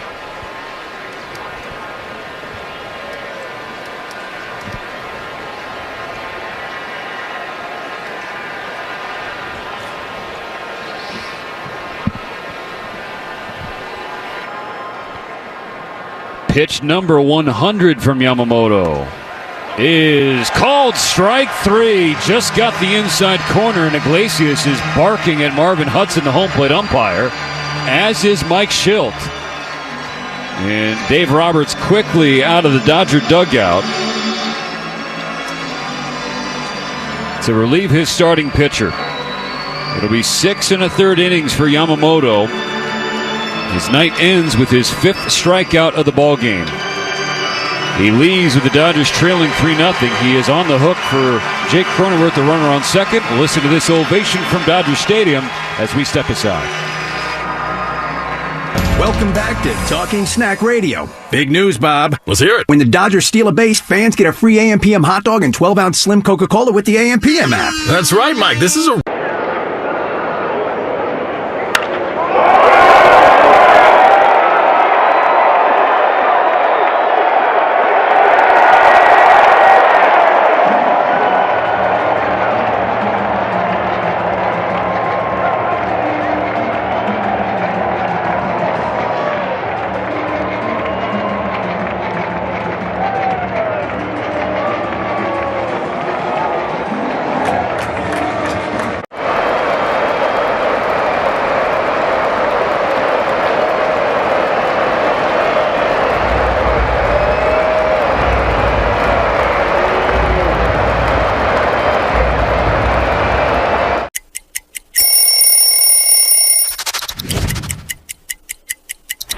is a good one right here. The Padres. Little pinstripe unis. We would wear these every Thursday. When I kept it, I wanted to keep it all dirty. I always felt like if you didn't get dirty in a baseball game, you kind of didn't really play that day. So I had my pine tar there, a little dirt in the front side of it, but the brown and orange, really cool cleats. All the fans really enjoyed it as much as the players did.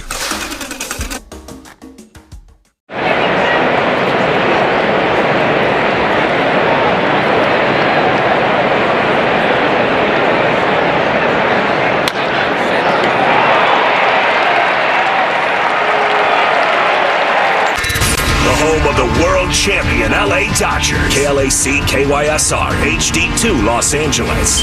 Make us a preset on the free iHeartRadio app. Lou Trevino comes on for his 24th game of the year. It's between San Francisco and the Dodgers. He inherits a runner on second and one out in the 7th inning. Number 8 hitter Bryce Johnson, left-handed hitting center fielder. First pitch from Trevino. It just missed the inside corner on Johnson. Ball 1. Yamamoto now will watch the rest of the 7th inning and hope that Trevino can strand the runner. The pitch. Up and away, ball 2. Back-to-back doubles from Bogarts and Cronenworth have given San Diego a 3-0 lead in this series finale. The Padres trying to avoid a 4-game sweep in LA. A 2-0 pitch, and Trevino hits Johnson. They got him in the knee, and now you see some Padres rise to the top step. And Johnson now has taken a seat to the left of home plate, hit him on his left knee, so his back knee. His helmet is off. He's being examined by Tim Leeper, the third base coach. The athletic trainer Mike Schilt out to talk to him. And Lou Trevino has been the Dodger pitcher that's drawn the ire of San Diego this year.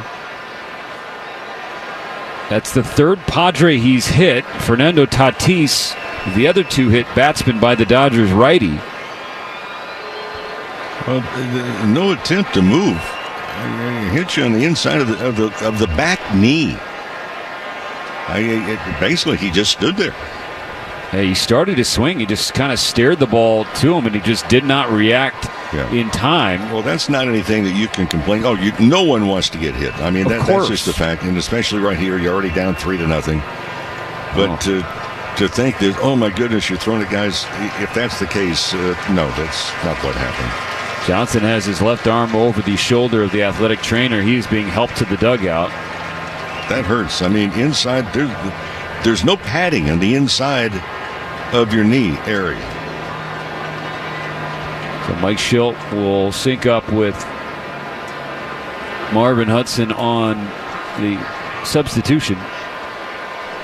Brandon Lockridge is going to take over as the runner on first base. First and second for the Padres, 1 out in the top of the 7th, and Johnson is being helped down into the San Diego dugout. You send your best out to Bryce Johnson and hope that he ends up being okay.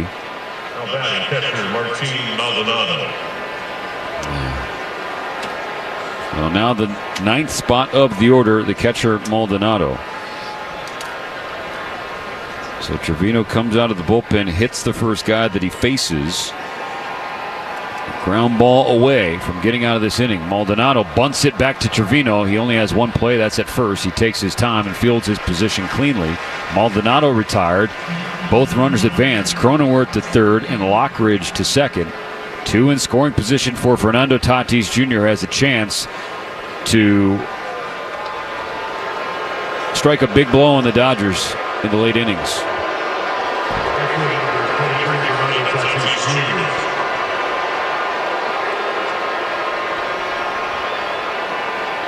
Sacrifice bunt from Maldonado. Now 2 outs in the 7th. 3-0 Padres. The first pitch from Trevino. 95. Tatis drops the bat. That wasn't particularly close. Now Mike Schilt is yelling at Lou Trevino. I'm going to be honest with you. Like that one, I understand the context for why they're upset. WTF is wrong with you, man, is what Schilt is saying to Trevino. Ball 1 on Tatis. Here's the pitch. Swing and a miss. Strike one down the middle. When they look at that video later, I hope they go, oh, our bad. I mean, Mo, am I miss? No, it was inside, but not threatening inside. The 1-1. Tatis shoots it down the right field line, slicing toward the corner. This ball is foul. But a lot of his perspective, and I get it. You know, you've had a lot of guys that are hit. Okay, fine. Dodgers have had guys hit too. And nobody likes that. And this is the heat of the night. And for San Diego, trying to make sure they do not get swept in the 4-game series. I get all of that. 1 ball and 2 strikes. The pitch from Trevino. And Tatis rolls it foul toward the Dodgers dugout. And this is a massive spot in the game. I mean, 3-0 to deficit for the Dodgers. You keep it that way, you like your chances, certainly more than if any more damage is done in the 7th. 2 on, 2 out, the 1-2 pitch. And Tatis just got a piece. Another one toward the Dodger dugout, foul.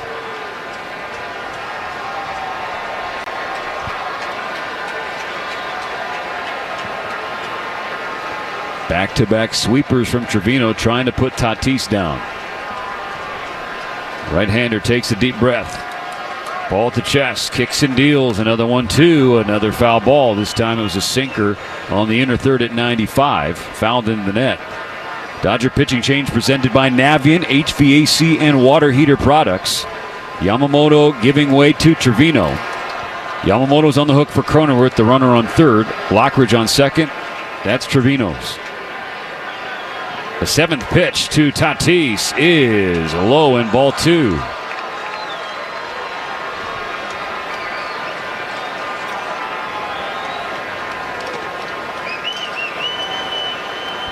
The deuce is wild in the 7th. 2 on, 2 out, 2 balls, 2 strikes. Inside and low, ball 3, filling the count.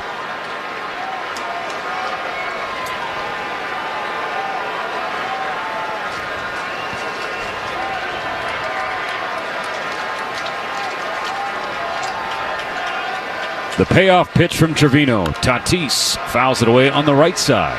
That was 95 right down Broadway.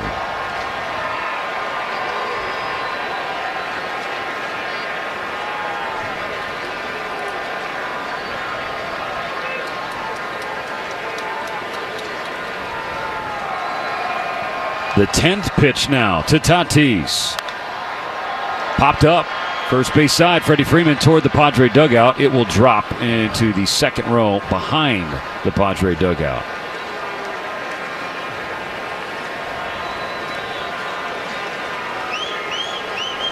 Padres 3, Dodgers nothing. Top of the 7th. San Diego threatening with 2 in scoring position. 2 out.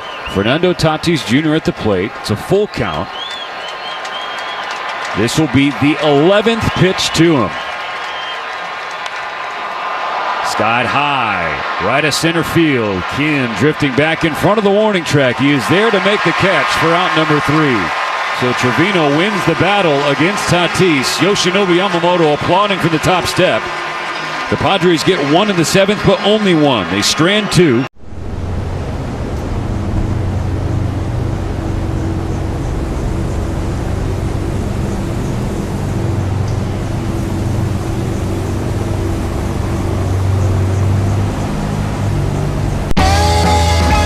Gosh, we've gone to Sea Dogs games since we were kids. I've been coming to see the Sea Dogs for the last 30 years. Great experience. Everybody here is just bends over backwards to help people out and wish the world was like it is right here at the ballpark. We've always wanted to be more than just a baseball team. We want to be strong, active, contributing members of the community. And I think that effort is seen by the people and the fans, and they want to support that effort. Well, we certainly served it up over the plate. This is a burger fit for a home run king, the 99 burger in honor of Aaron Judge. They sell a bazillion of these at Yankee Stadium. It looks pretty good. I feel like we passed the test. What about you? I think so.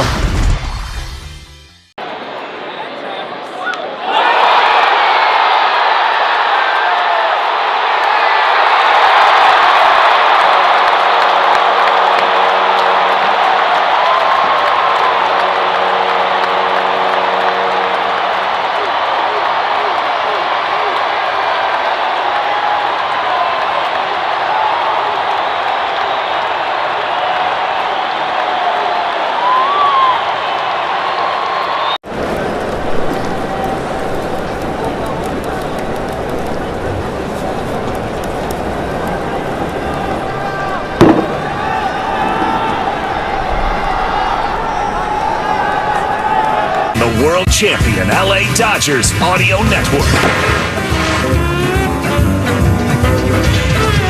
San Diego going to the bullpen once again. Pitching change brought to you by Valvoline Instant Oil Change. Your 15-minute drive-through oil change with locations all throughout Southern California.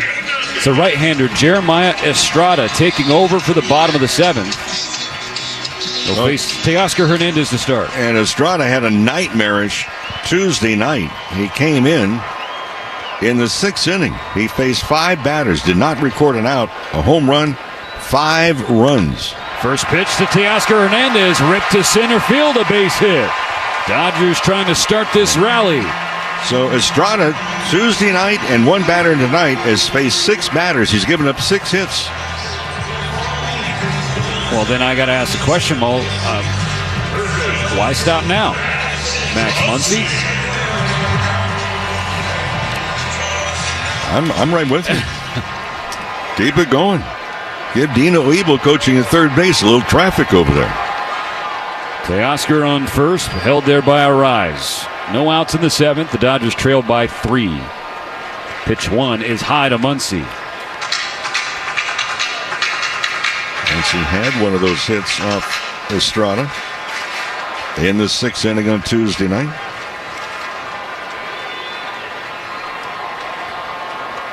Estrada out of the stretch. Muncy tries to check his swing but cannot, and even if he did, that was going to be called to strike anyway. 1-1. And when the Dodgers saw him for the last time in San Diego 8 days ago now, they tagged him for a couple of runs there in his 2/3 of an inning. The 1-1. Muncy stares at a pitch that lands on the outside corner. Strike 2 called for Estrada.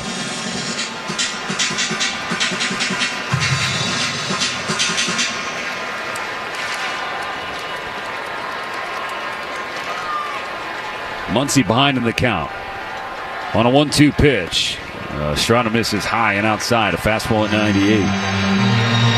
Count even 2-2.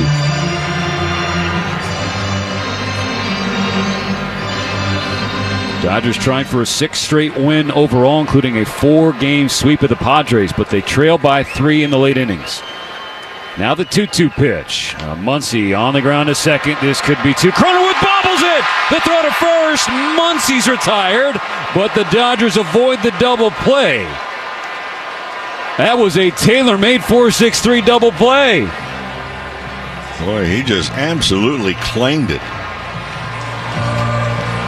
Tried to throw the ball before he had total possession of it.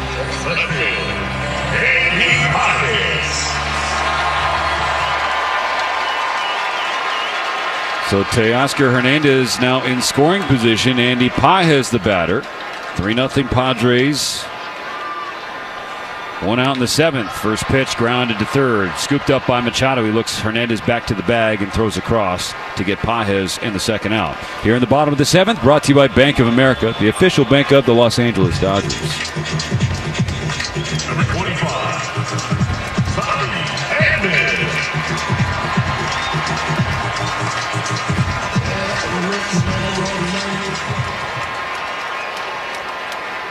The back-to-back groundouts following Hernandez's leadoff base hit. It's up to Tommy Edman to continue the inning. The pitch. And Edman watches ball 1, a fastball that did not miss by much, perhaps a little up. Edman has reached base twice in each of his first 2 plate appearances, a base hit and a walk.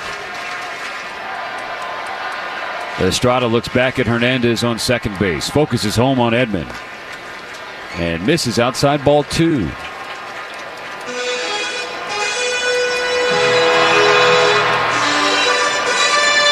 Estrada has given up 7 earned runs against the Dodgers this year in 2+ innings.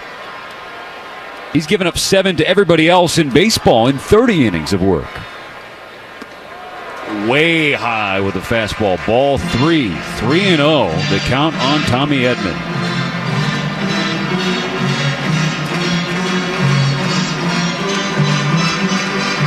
Edman, one of the Dodgers' top batters with runners in scoring position. Calls time as a ball made its way all the way into the mound. I think it came in from the Padre bullpen. That's a big old yikes. From the right field bullpen to the third base side of the mound. All right. Ha-Seong Kim is on deck. Teoscar Hernandez on second. 2 outs in the 7th. The Dodgers trail 3-zip. The 3-0 pitch to Edman. He takes. It's a 4-pitch walk. Tying run to the plate for the Dodgers. Well, looking at tomorrow night, it's going to be fun.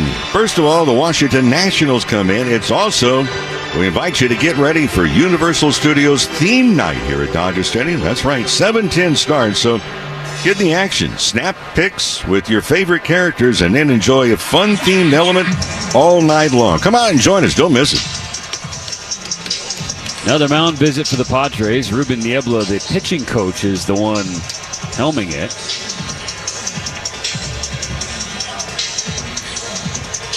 It's like Jason Adam, a right-hander, warming up in their pen for the Dodgers.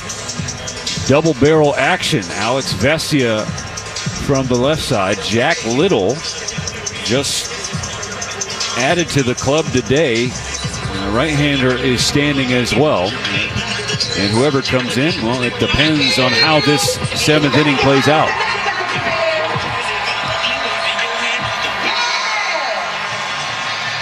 Well, right now, it's a spot where, Kim's 1 for 2. Put the ball into play. You just saw the guy in front of you walk on 4 pitches. So get a good pitch right here. Got a big gap in the left side of the infield. Outfield straight away. Kim is 1 for 2 with a base hit his last time up. Here's the pitch from Estrada. Inside, and it skips off the glove of Maldonado to get into scoring position now. Hernandez up to third. Edman over to second.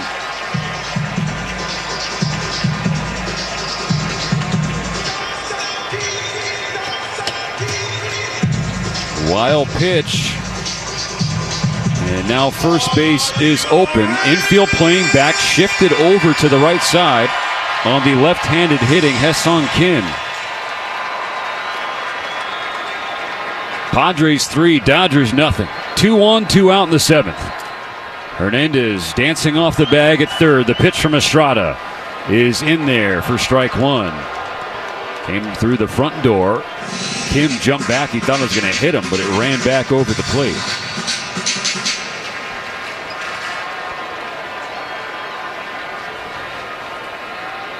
Estrada's 1-1 pitch.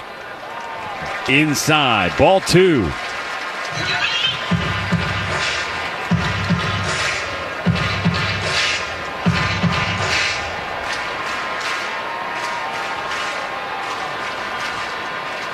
Two balls, 1 strike, the count on Kim. Ohtani on deck. Estrada deals. Kim takes outside, ball 3. That fastball wasn't particularly close.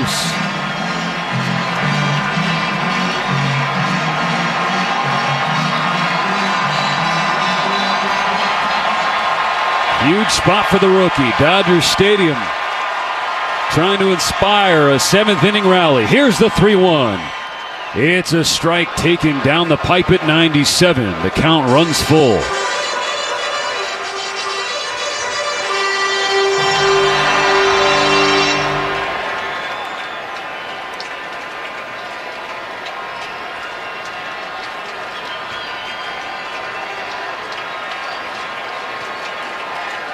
Time for Kim, the rookie.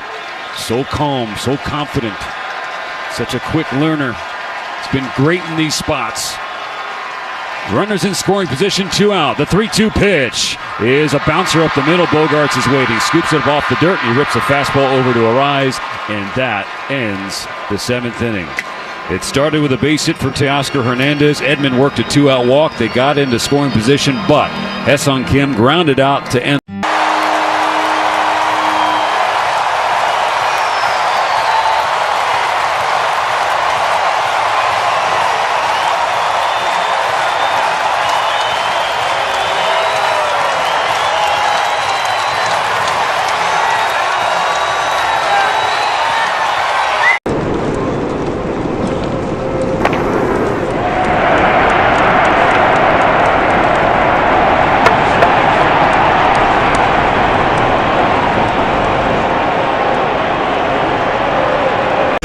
Coleman Motors broadcast booth on your official home of Los Angeles Dodgers baseball.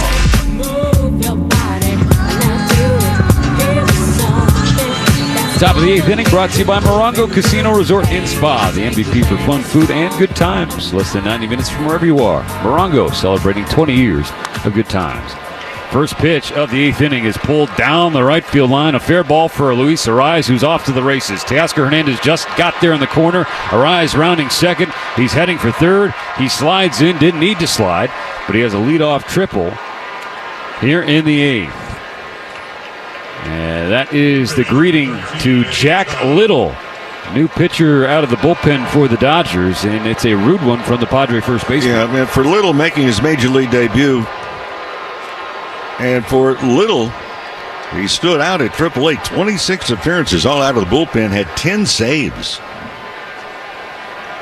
So for Little, his major league debut, the big right-hander, 6'4", 190, 27 years old.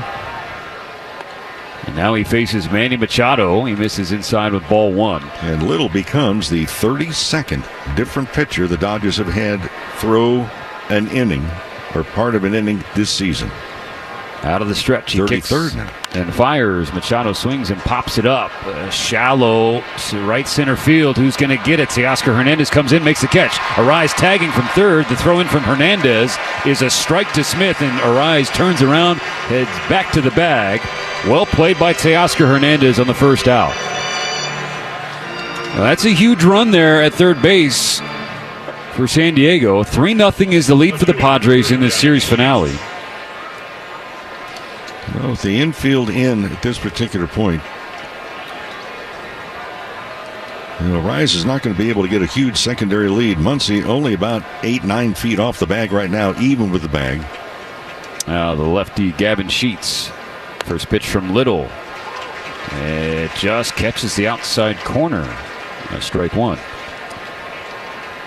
Jack Little, a product of Stanford University up in Palo Alto. Major league debut, working with some traffic. Infield in for the Dodgers, and Sheets shoots it foul. And the net above the Dodgers on deck circle, 0-2. Little wearing the number 81.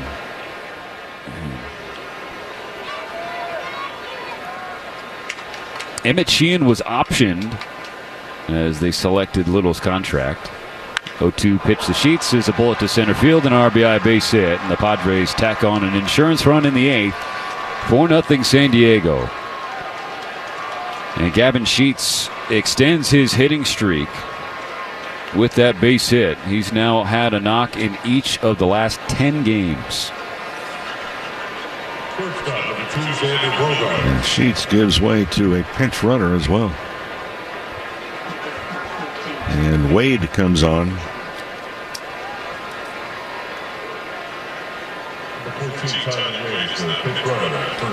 Multi-purpose move for Mike Schilt. Wade obviously more fleet of foot and then thus can cover more ground in left field where Sheets has been playing. 1 on, 1 out for the suddenly scorching Xander Bogaerts. A runner goes, swinging a foul ball, so Wade will head back to first base. Strike one on Bogaerts. There's a strong finish for Little his last dozen or so outings in AAA. So the Dodgers bring him up. Emmett Sheehan, who started last night's game and pitched well in his 2025 Major League debut, again goes back to OKC. Tony Gonsolin goes to the 60-day IL as they needed to make room for Jack Little on the 40-man roster. Pickoff attempt unsuccessful on Wade at first base. Boy, that's a lot of pitchers. Yep. We're not halfway through the season, and 33 have towed the pitching sled. 1 on, 1 out. The 0-1 pitch. Bogaerts shoots it the other way. Xander Bogaerts has a 4-for-4 night. An opposite field single. Wade stops at second. And the Padres doing everything they can to avoid the 4-game sweep.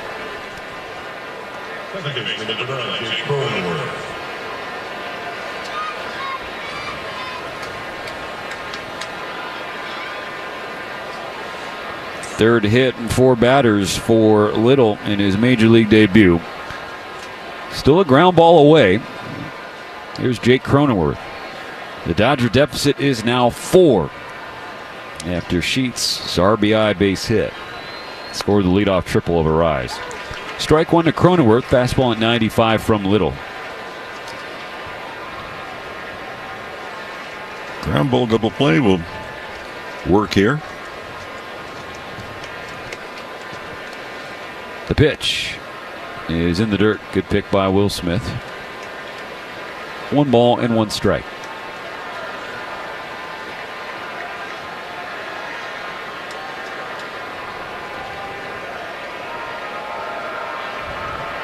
The Giants won earlier today, so the Dodgers lost a half game in the standings with that result. Roller down the first base slide. It bounces off the bag, and Cronenworth is going to be safe. A lucky bounce for Cronenworth loads the bases for San Diego in the 8th. It ricocheted over to Tommy Edman, but even with Little running toward the bag to help cover, the Dodgers did not have a play.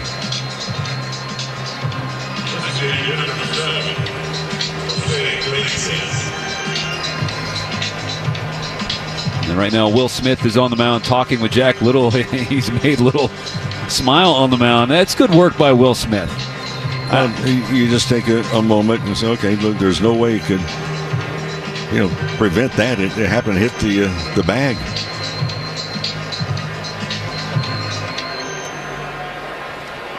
Now a double play will really play large. Jose Iglesias is the batter.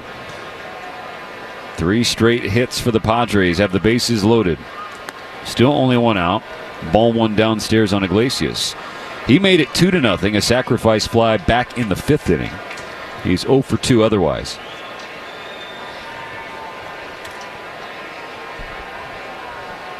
The pitch from Little. Iglesias high in the air, left field side, hooking out of play. Muncy is there, but it drops on the other side of the net. Little, every time he has the baseball before he's looking in and he matches up on the signal, he's loading the splitter in between the forefinger and the middle finger of his pitching hand. Ball in glove, hidden at the letters. The pitch hooks outside. 2 balls and a strike for Iglesias.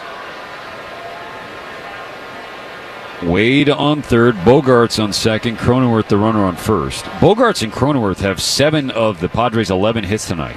The Dodgers have 4 hits total. 2-1 slash foul over the net. 2-2. That was a fastball right down the middle. Also noticing a little when he does grip what he says is a splitter. It's really deep in that V. And if you look at it technically, is it a splitter or is it a forkball? One man splitters, another man forkball. Misses high, well high, filling the count on Iglesias.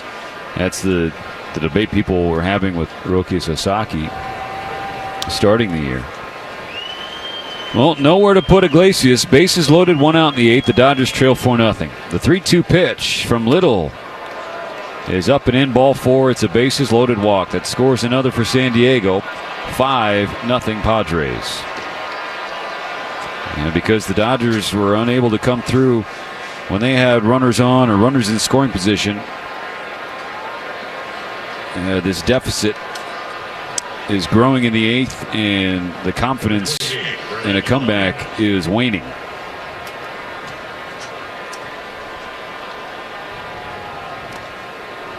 First pitch, cut on and missed by Lockridge, his first plate appearance. Strike 1. Came off the bench to take over for Bryce Johnson, who got hit by a Lou Trevino pitch in the 7th. Bases still loaded, still only 1 out. Will Smith now telling Little to settle down as he misses upstairs again with a fastball. Little taking a deep breath on the bump. Making his major league debut. And despite the deep breath, that heart is racing. Misses inside with the fastball, falling behind Lockridge 2-1.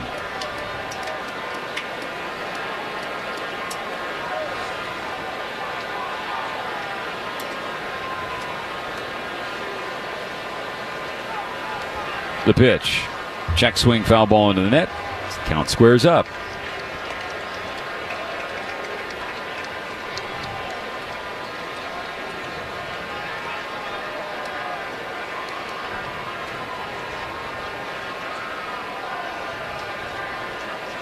They're loaded with one out on a 2-2 pitch. Lockridge takes 95 at the knees, and it's ball 3.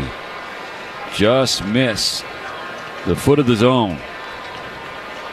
And that was a good pitch from Little, just a hair downstairs. Another full count with the bases loaded.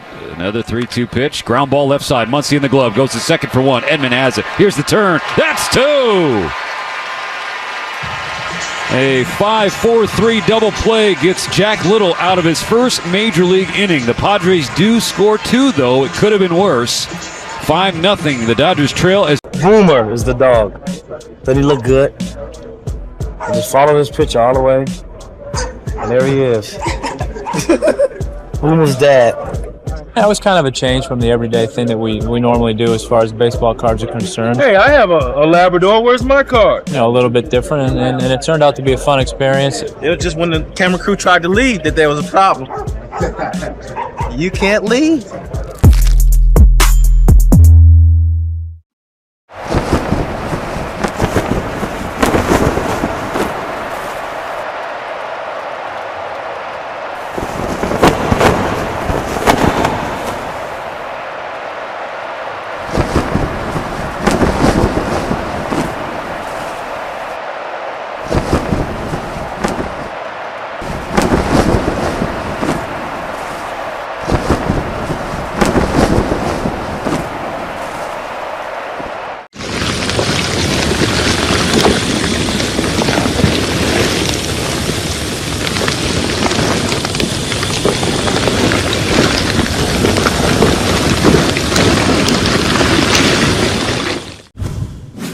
Anytime we can put on these uniforms, the same ones that those guys played before us in the Negro Leagues, it's an honor to put it on and to share this field with them. It's a piece of history, so I mean, to be able to wear it present day is honestly an unreal feeling. Once the lights are on and the anthem takes place and you're standing there on the line, it'll sink in as to what this moment really means, because I do think it's a meaningful day.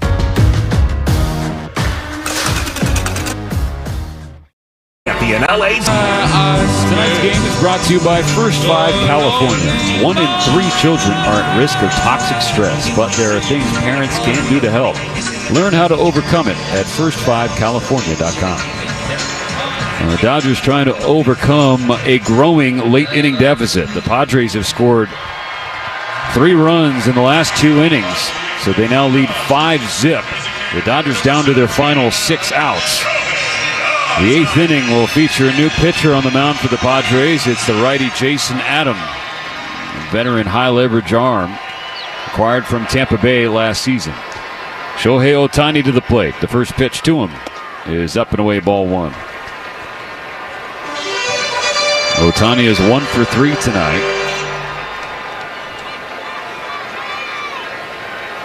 Miguel Rojas is in the on-deck circle. Here's the pitch to Ohtani. He swings through a strike, a breaking ball down and in. It would have been a ball. Instead, it's 1-1.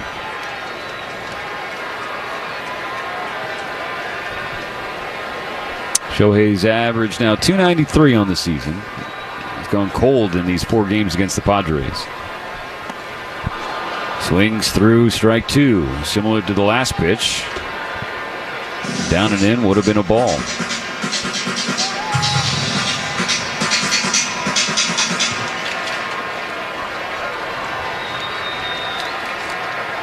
Adam a righty, but the splits are reversed. Right-handed batters are better against him than lefties like Ohtani. 1-2 pitch. Ohtani takes 2-2.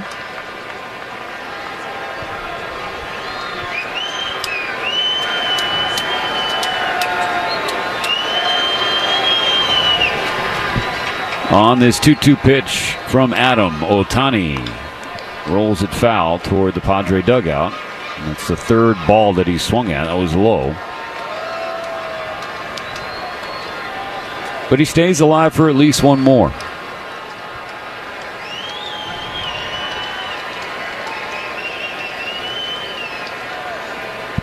Five 5-0 Padres. Adam misses up and away, fills the count against Ohtani.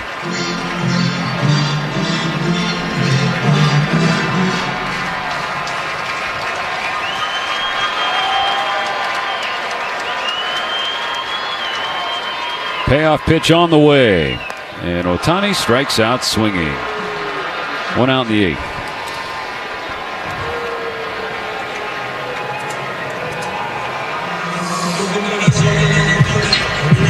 He just could not see any of Jason Adams' sliders in that AB.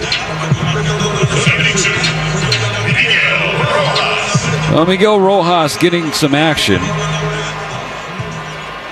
Coming off the bench to pinch hit for Mookie Betts. Bases empty, 1 out in the 8th. The Dodgers trail by a handful. Last saw Rojas on Sunday in the finale against the Giants. Can't hold up on a slider in the dirt outside from Adam. He waves at strike 1. Rojas is 2 for his last 4 with a home run. He was 0 for 2 on Sunday against San Francisco as the Dodgers took that series. They've already clinched this one against the Padres. Adam has one slip out of his hands, up and in on Rojas. The off speed, 1-1 now to count.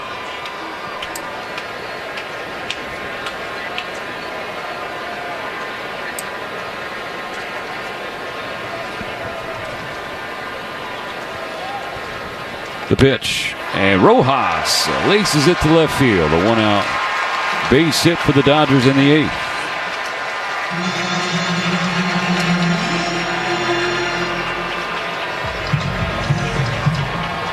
Another pinch hitter. Instead of Will Smith to the plate, it's the rookie Dalton Rushing. Pitch hitter, 68, Dalton Rushing.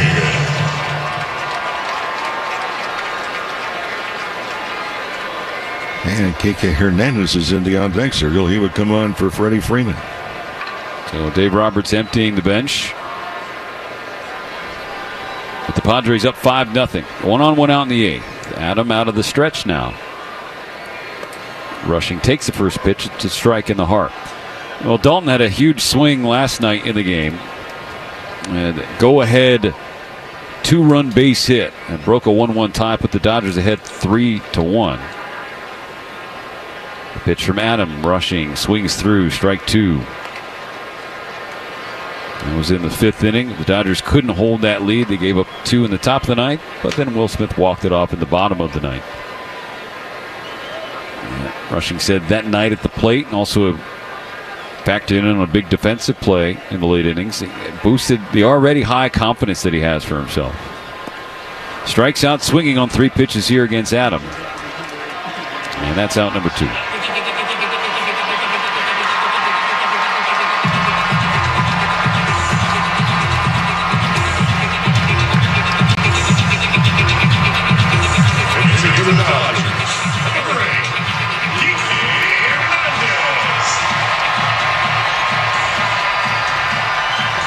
Third Dodger pinch hitter in the 8th inning.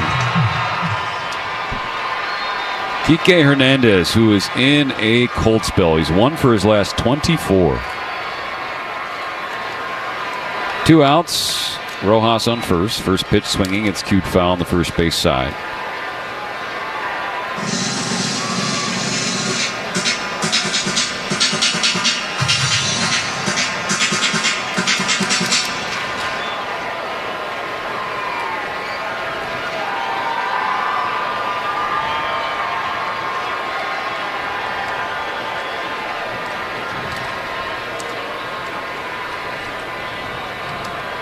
Adam deals. Kike ducks out of the way. Pitch well upstairs. 1 ball and 1 strike.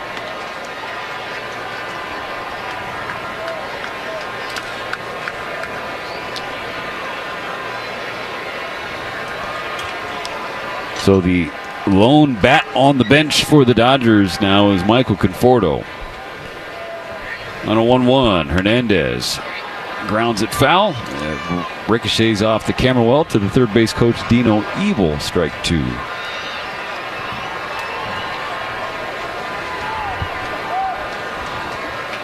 Now these moves twofold, Mo. You know, Dave Roberts getting some guys some work, some ABs, some playing time. And let some other guys go in, ice down, and kind of cool off and get ready for tomorrow night with the Nationals. Hernandez swings and fouls away on the right side. And so You got some hungry guys coming off the bench. So Doc is saying, hey, if you're going to come back, if we're going to come back, do it. Do it for us. But given the situation and the scoreboard, series already in hand, just getting ready for the Nationals who come to town. The 1-2 pitch to Hernandez, and Kike strikes out swinging. So 3 strikeouts for Adam, sandwiching a 1-out base hit for Rojas. At the end of 8 full, it's the Padres 5 and the Dodgers nothing.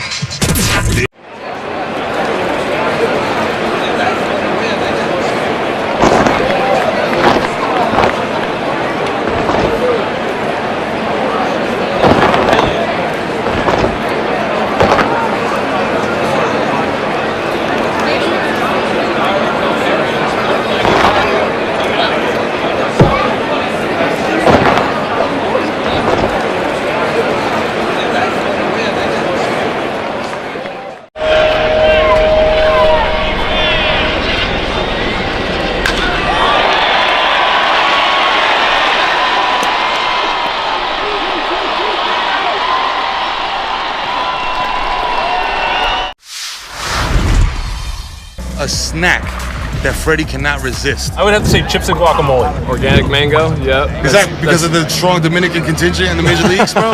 Has anybody ever struck out and gone crazy and smashed the cooler full of mangoes? Nah, our team's not really into smashing each other's stuff, I guess. Are you a seasoning guy? You like to drown your stuff in dips and sauces? No. Gotta watch my figure. And it looks great, brother. I appreciate it. Very sexy man. Yeah, Let's go, Freddie Freeman, ladies and gentlemen.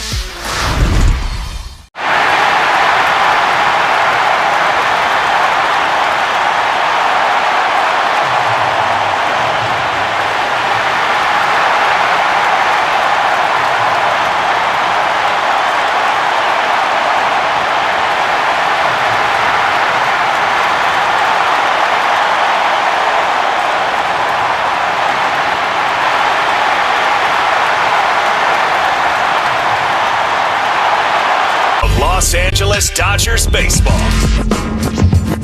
Can I kick it? The top of the 9th inning is sponsored by Cars for Kids. Ready to donate your old car? Call 1-877-CARS for Kids now. Friendly agents are standing by to take your donation. Cars with a K to donate your car today. Dodgers down 5-0. Martin Maldonado, the first batter up to the plate for San Diego. And he swings at the first pitch of the inning, and he whiffs on it. Strike 1 for Jack Little. Second inning of work for the Dodger right-hander in his major league debut. His first inning wasn't the smoothest. 0-1 to Maldonado. Brushes him back, but it catches the inside corner on the front door. 0-2. Leadoff triple from Arraez. Machado flew out, and then it was 3 straight base hits. Gavin Sheets, Xander Bogaerts, and Jake Cronenworth. And a bases-loaded walk to Iglesias. The 0-2 to Maldonado dives downstairs in the dirt. That's ball 1. But after that bases-loaded walk, got an inning-ending double play, but still 2 insurance runs to really put this one out of reach from a feel standpoint, the way the Dodger offense has looked tonight, Mo. Yep, it's been quiet. Maldonado takes a rip and he fouls it off the plate to stay alive. And so the Dodgers now getting ready for the next series. They won this one. And who knows if they come back in the bottom of the 9th, terrific. But if not, it's 3 out of 4 against the Padres. And they finish a grueling stretch strong. Swing and a miss, strike 3. The first big league strikeout for Jack Little, as he punches the ticket of Martin Maldonado. And Dalton rushing. Tosses that souvenir into the Dodger dugout. It's something for Jack Little to has a souvenir. 5th trip to the plate for Fernando Tatis Jr. He is 0 for 4. First pitch from Little is strike 1. And the grueling stretch we're talking about, Mo, 29 straight games the Dodgers played against teams with winning records in first place or in postseason position.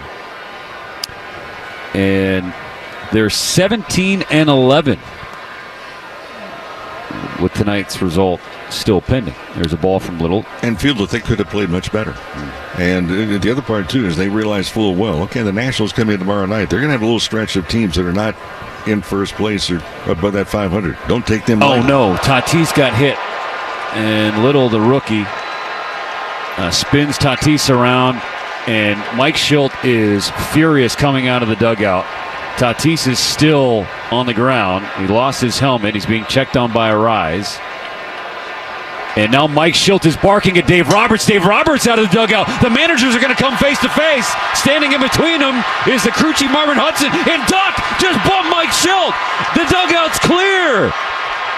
Mike Schilt has been barking all day. And then he yelled at Dave Roberts, and the Padres and Dodger bullpen's now empty. They gather on the warning track next to the Dodger dugout. This has been brewing all season long. And finally, the tempers are too hot.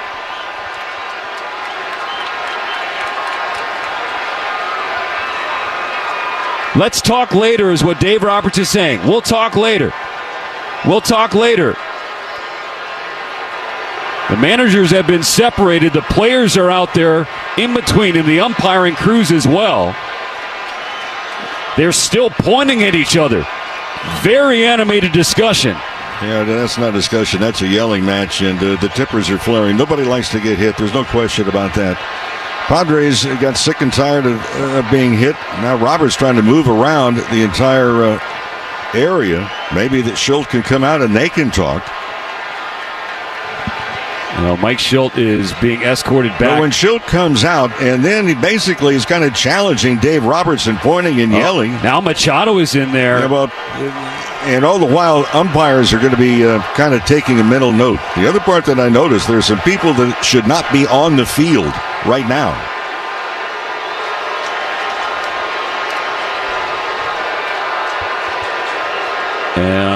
And the discussion is still going on. Dave Roberts is trying to tell Mike Schilt something, and he's being kind of shooed away by Marvin Hudson. Dave is he was tapping. also in a conversation with Leeper, the third base coach. I mean, and this is boiling over. And, these two ball clubs have played kind of, exciting baseball. There's no question about it. I think San Diego stunned last year in the division playoffs. And the Dodgers came back and won it. I mean, there's no love lost between these two ball clubs. They play like it, and things just amped up a little bit more here in Game 4 of this series. So Tatis got hit by the rookie Jack Little in his major league debut. He spun around, and Mike Schilt came flying out of the dugout, and instead of checking on his player, he started pointing and yelling at Dave Roberts. So that got Doc out of his seat from the top step, and Dave ran out there, and despite Marvin Hudson being between them, Roberts and Schilt still came chest to chest, and Roberts bumped Schilt back. That caused the benches to empty, the bullpens to charge in. The discussion then moved to the warning track. Both teams are still on the field right now. Yeah. Nobody has gone back to their dugouts. Nope. And, this is one of those spots that, you could have a flare-up with one comment being made from one side or the other. And Dave Roberts coming in trying to get his guys back into the dugout. And he's telling the umpires, Strip Gibson is there. He's saying, we're good, we're good, we're good. And I think now things starting to cool down. Mike Schilt still front line. And he is kind of standing there nodding his head.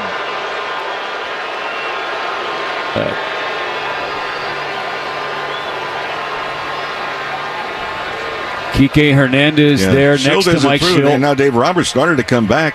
They grabbed him, and Schilt is not going back to the dugout. Not yet. The umpire is telling Kike Hernandez to head back to the field. Teoscar Hernandez has a hand on the shoulder of Mike Schilt, and they're having a discussion. Teoscar trying to cool things down. He is talking with the Padre manager, who's now put his arm around Teoscar's waist. They're talking, walking up the first base line. Two smiles now. And that's the power of Teoscar Hernandez, because Mike Schilt certainly was not smiling for the last few minutes. No. And now there's a laugh.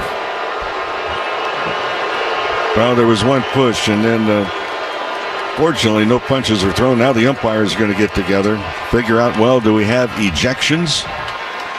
So it was a hit that glanced off the front left arm of Tatis, who started his swing, realized it was up and in, then spun around. Yeah, and Schilt came flying out of the dugout. It's the third time Tatis has been hit by a Dodger pitcher this year.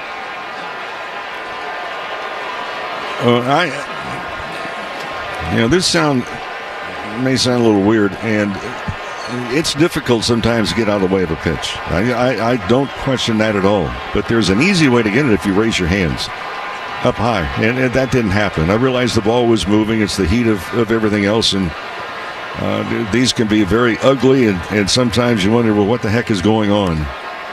Umpires are still talking. And while the ball was inside, it was not like 2 feet inside and hitting.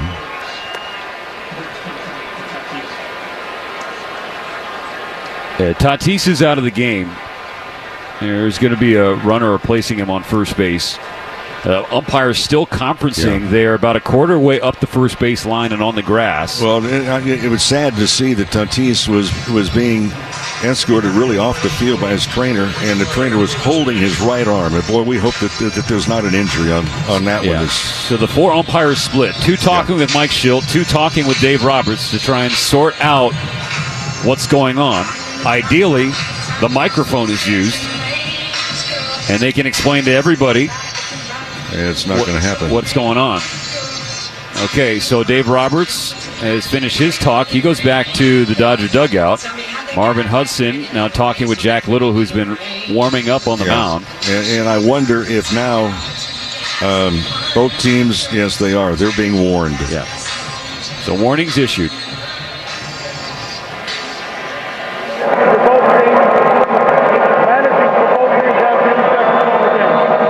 Okay, so the audio there a little fuzzy on the mic for Marvin Hudson. Both teams have been warned, and both managers have been ejected.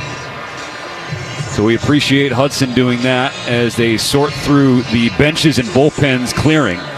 But Mo, I think it's 9 hit batsmen in the 7 games. But this is another unintended consequence of the new balanced schedule. When they schedule these home and homes, and you have 7 games within a 2-week stretch, and especially within the division, and especially with 2 teams that have no love lost between them, stuff like this can brew very quickly. Yes, and it did. And for Roberts, he is still hot. And there were words going back and forth. And like Dave Roberts has invited Schilt. You want to see me after the game? Okay.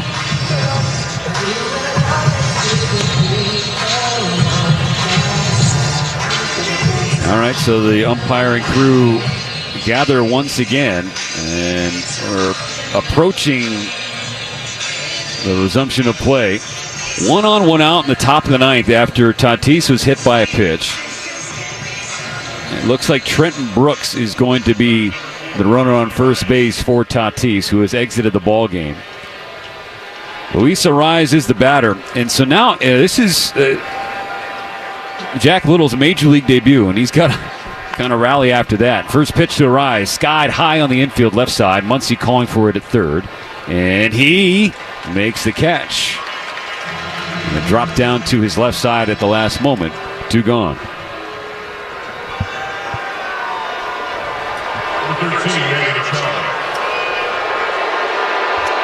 You know, as the 2 teams gathered, that you never really saw 2 players, one from each side, really getting into each other's faces. It was really all about the coaches in that particular scrum. Here's Manny Machado, 2 outs and a runner on. He waves at strike 1.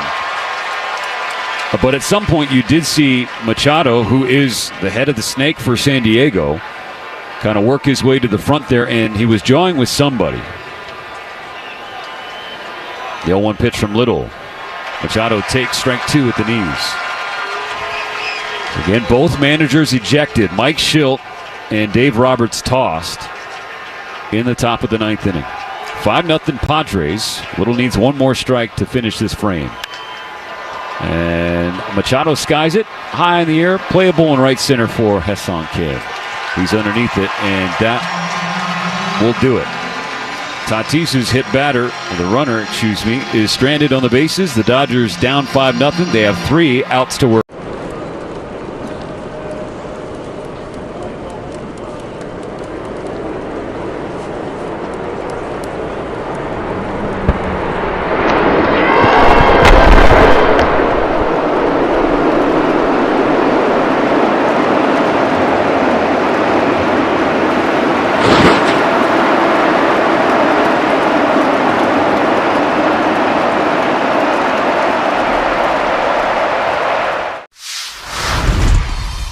I want to ask you about food. What is something that you have to eat to beat a judge? Oh, Aaron Judge! Send him to Monument Park now! We got some good chefs in New York. They've been cooking up some nice chopped cheeses, and that kind of, it gets you, I don't know if I should tell the kids that they should be eating chopped cheese before a game. Before the game, probably steak. That's usually what I go to. I like a steak, no vegetables.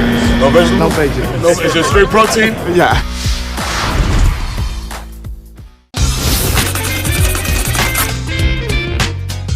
Tip of the cap, and now here we go. He gets Larry Walker, and here he is. He's going to face him right-handed. Why not? He looks like a catcher hitting. And now he's back to the left side, and a 2-out walk. So Walker reaches base after that first pitch. It was like the flyby here right after the anthem. The ultimate summer souvenir. For tickets and information, visit Dodgers.com/promotions. You're listening to LA Dodgers baseball. On top of the mountain. On the world champion LA Dodgers audio network.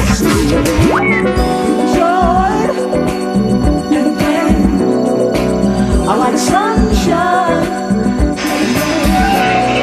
Teoscar Hernandez will face Sean Reynolds. Lead off the bottom of the ninth. Reynolds just out of the bullpen for a second time in the last 10 minutes as the benches and bullpens just emptied. Well, stay tuned. David Vassay should have an exciting post-game Dodger talk.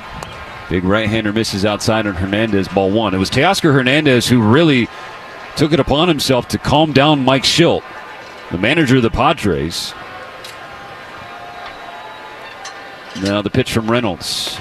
Upstairs, ball 2. Now, Mo, you correct me if you think I'm wrong here, but I think it's fair to call Mike Shildt, the manager of the Padres, he was the match and the short fuse in this series. I understand being hot about your best player getting hit. Reynolds misses high again, 3-0 on Teoscar Hernandez. But the context for those hit-by pitches do matter. Right? Lou Trevino lost him leading off in Petco Park last week. Happened again. Understand. The most recent one, Jack Little, is a rookie making his major league debut. It's a 4-pitch leadoff walk for Teoscar Hernandez. Now, it was Mike Shildt who very obviously and understandably ordered Randy Vasquez to intentionally hit Shohei Ohtani. And Vasquez on the first attempt missed. Tried to hit him, could not, tried again, then got him on that front right thigh. Ohtani laughed it off. Everybody said, okay, that's the game policing itself. But as far as I'm concerned, the antics we have seen from him in the dugout in the lead up to the benches clearing, barking earlier at Lou Trevino for hitting Lockridge, who was late getting out of the way, and then losing his mind when the rookie lost one in on Tatis, and then screaming at Dave Roberts. What is Doc supposed to do? Yeah, well, when you start to point the fingers, you're basically challenging. 2-0 on Max Muncy. The other side, instead of the concern, I realize that there's concern for his own player. It's an ugly situation. Yeah. There's no question about that. I don't know if there's, we're not on the field. I've said this before, is that if we're not there, we don't know exactly what's said, but from looking from afar, it appeared to be somewhat insightful the way that Shildt came out. And from everything that I know about Mike Shildt, he's a gentleman. Right.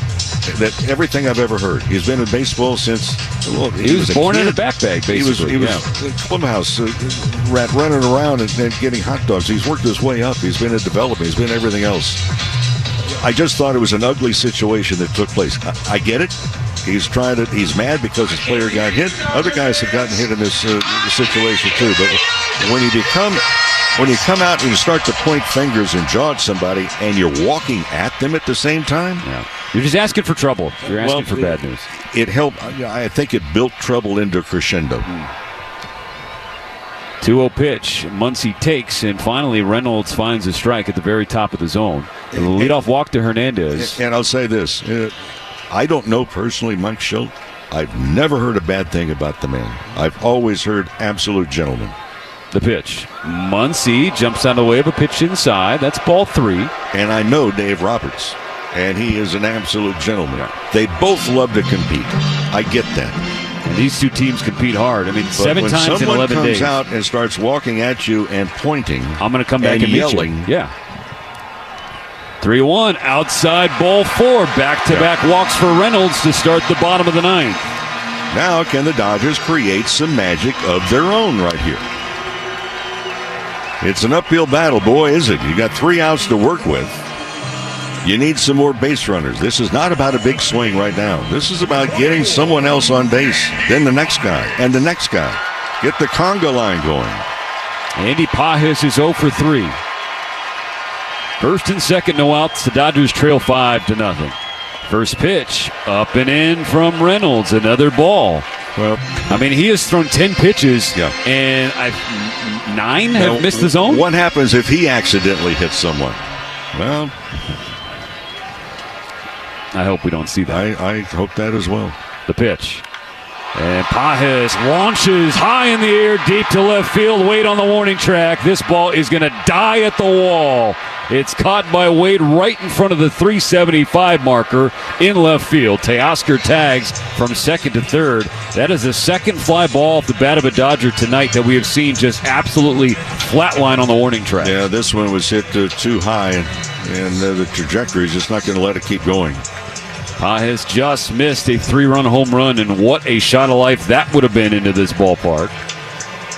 First and third, one out, and it looks like the bench coach of the Padres, Brian Esposito, will come out and make a pitching change. They're going to bring in their closer, Robert Suarez. Remember, he blew last night's game, giving up the pinch hit, walk-off home run to Will Smith. He'll come in to try and get the last 2 outs tonight. 5-0 Padres. The Dodgers have 2 on and 1 out.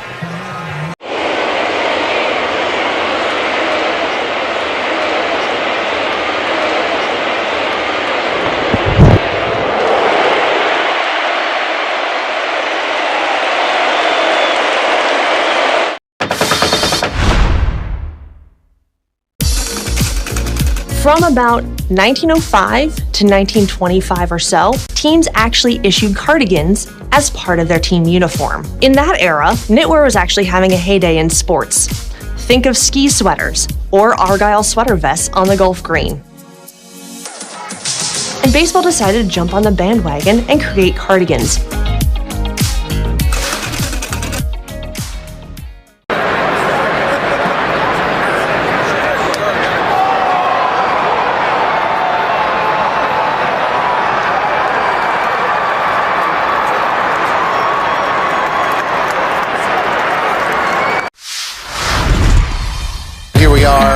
Texas.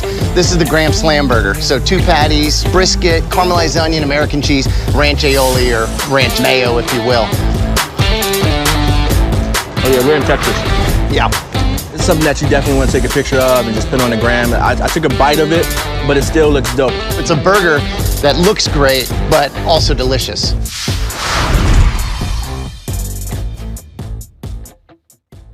Family's turn. Find an all-star doctor today at chla.org.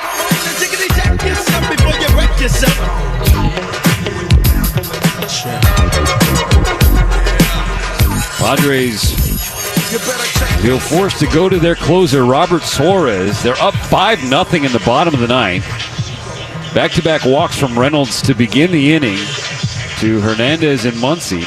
And a deep fly out by Pages. First and third for Tommy Edman. 33rd game for Suarez, his ERA at 3.48. He's probably just thankful he doesn't have to face Will Smith tonight. Tommy Edman, he's reached 3 times. First pitch is fouled over the net. Strike 1. No, San Diego is just not going to take any chances. They cannot drop 7 games behind the Dodgers. trying to avoid the 4-game sweep with a victory here in Game 4. Suarez out of the stretch. Edman with a base hit, left center field. That's down. Hernandez comes in to score, and it scoots underneath Lockridge. Muncy goes to third. Edman heads to second. He's in there sliding safely. The Dodgers are on the board. It's 5-1. A missed play in center field by Brandon Lockridge allowed an extra base and another runner into scoring position. What should be a single and an error. Dodgers could care how it's scored, but clearly an error and just poorly played. A single and an RBI for Tommy Edman, then the E8 on Lockridge. Second and third, Ha-Seong Kim swings through the first pitch, a fastball at 97, 0-1.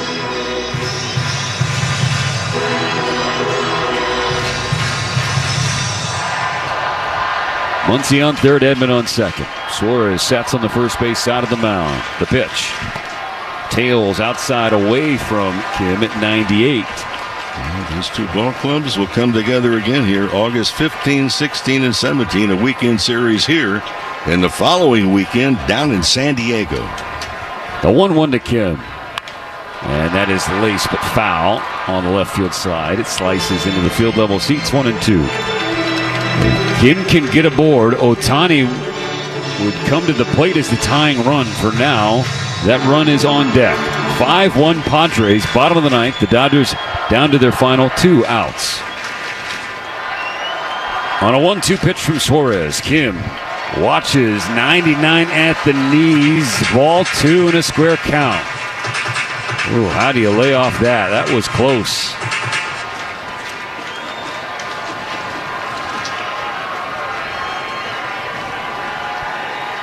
Second and third, 1 out, 2 balls, 2 strikes. The pitch from Suarez. Kim shoots it down the left field side, but again, it slices out of play.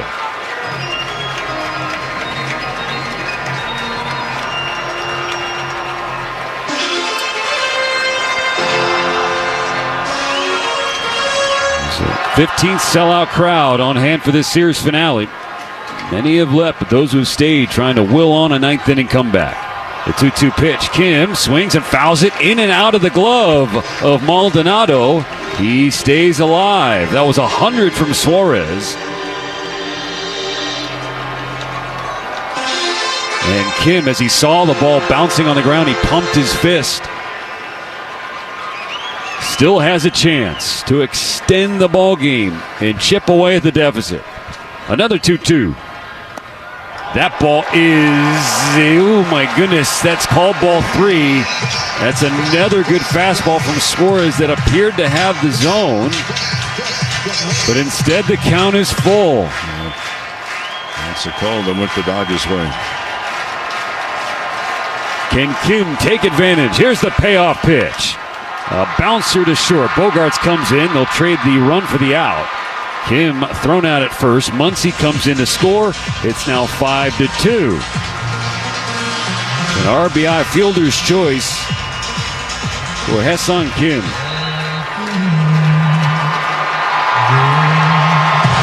Or will it be too little, too late? Dodgers need one more base runner. Remember, Mookie Betts, Will Smith, and Freddie Freeman are all out of the game. The pitch. Ohtani watches. Ball 1 downstairs. Infield playing back. Nobody even close to Tommy Edman. He can kind of walk all the way to home plate if he wanted to, without any trouble. He's on third with 2 out. Last out to play with for LA. Suarez misses low and outside. 2 balls, no strikes for Ohtani.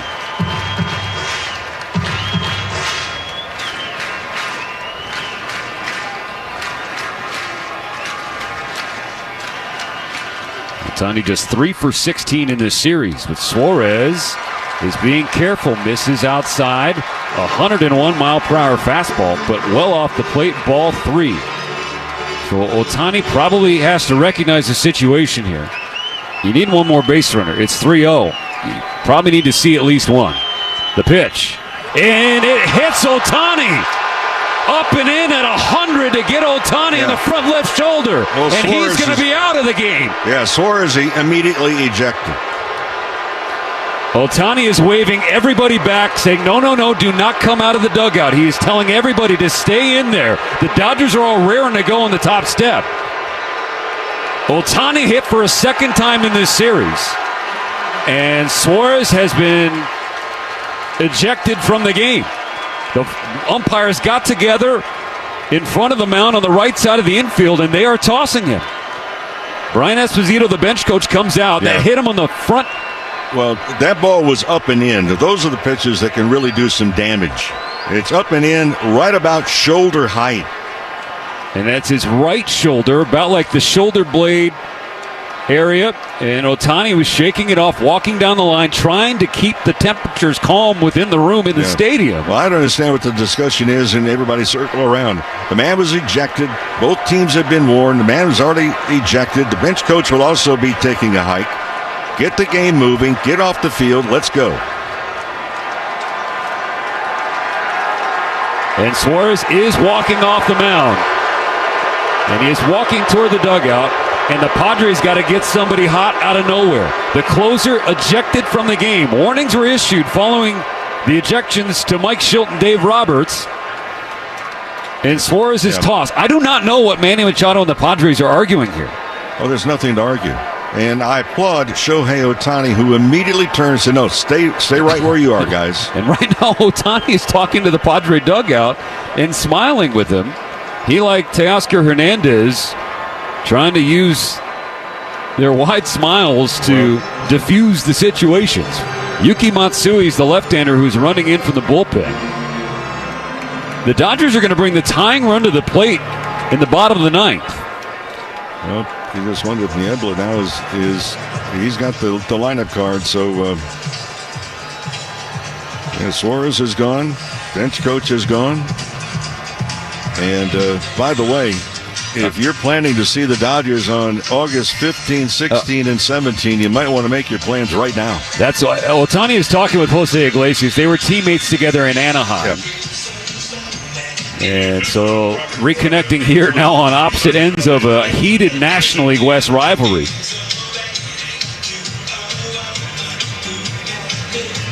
I tell you what, I will die on the hill that this is a quirk of the balanced schedule. I just think when you have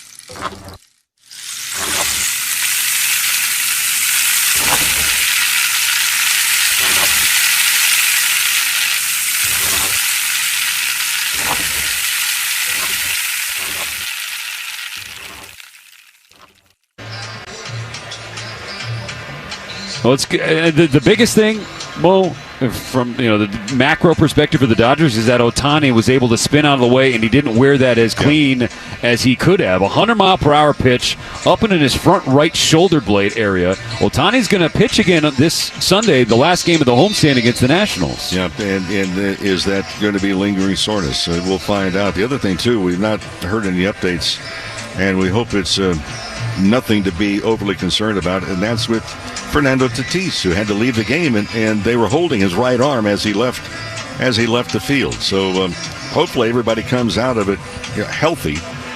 But this has not been a pleasant situation as the curtain kind of comes down on this game.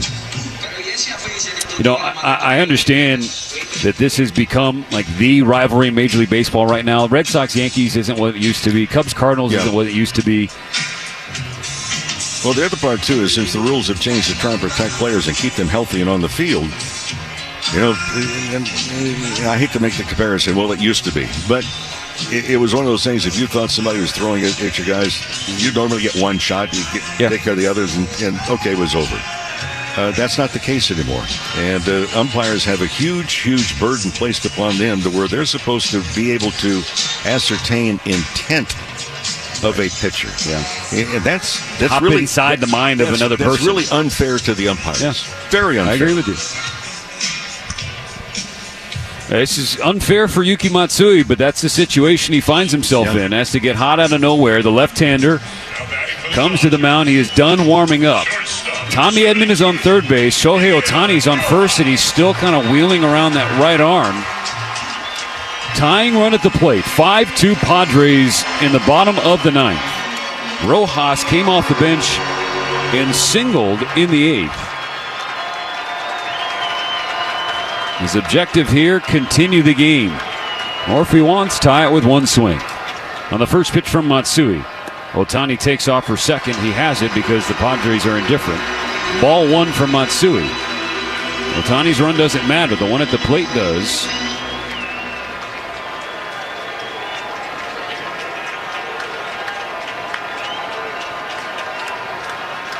Rojas waiting in the right-handed batter's box. The lefty deals and misses in the dirt. Ball two. If you're a hitter in Rojas' spot, Mo, are you? I'm looking one area about the size of maybe a golf ball. I mean, it's got to be right there in order for you to swing at it right here. Because Matsui just came out of the bullpen out of nowhere, just finished warming up in seemingly a hurry. On a 2-0, Rojas holds the trigger. That's ball three downstairs. Well, now I imagine you're going to be taking. Does he take one? And then does he take another one? Takes a deep breath. Twirls the bat once toward Matsui. The lefty holds the ball in the back of his belt. Ready for this 3-0 pitch. It is strike one on the outside corner. Fastball at 93. If that got the edge, it did not get much of it. But the Dodgers have seen calls go their way this inning. 5-2 San Diego. 2-on-2 out in the ninth. Matsui's 3-1 to Rojas. Is in the dirt. Ball four. The bases are loaded with the tying runs.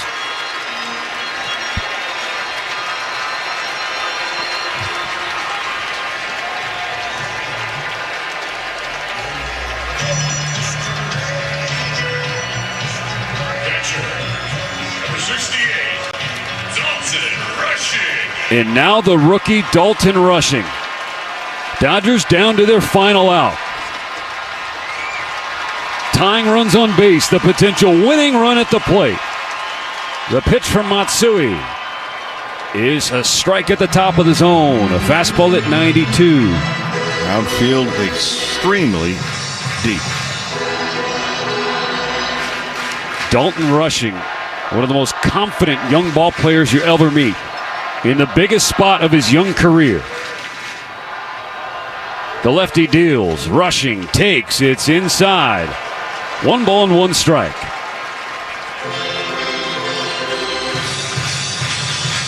Seems inconceivable that the Dodgers are in this position with a chance.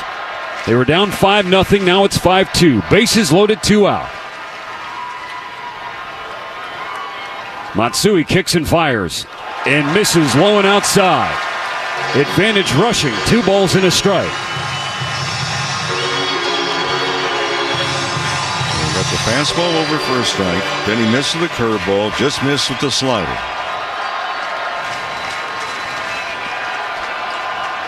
Rushing, tapping the bat on his back left shoulder. Matsui kicks and deals, and he gets a call on the outside corner. It looked like ball 3. Instead, it's 2-2. It's a tough one for Rushing to take. He now takes time. The electronic strike zone said it was a ball. That's not how it was called. Bases loaded, 2 outs, 2 balls, 2 strikes. The game rests with the rookie.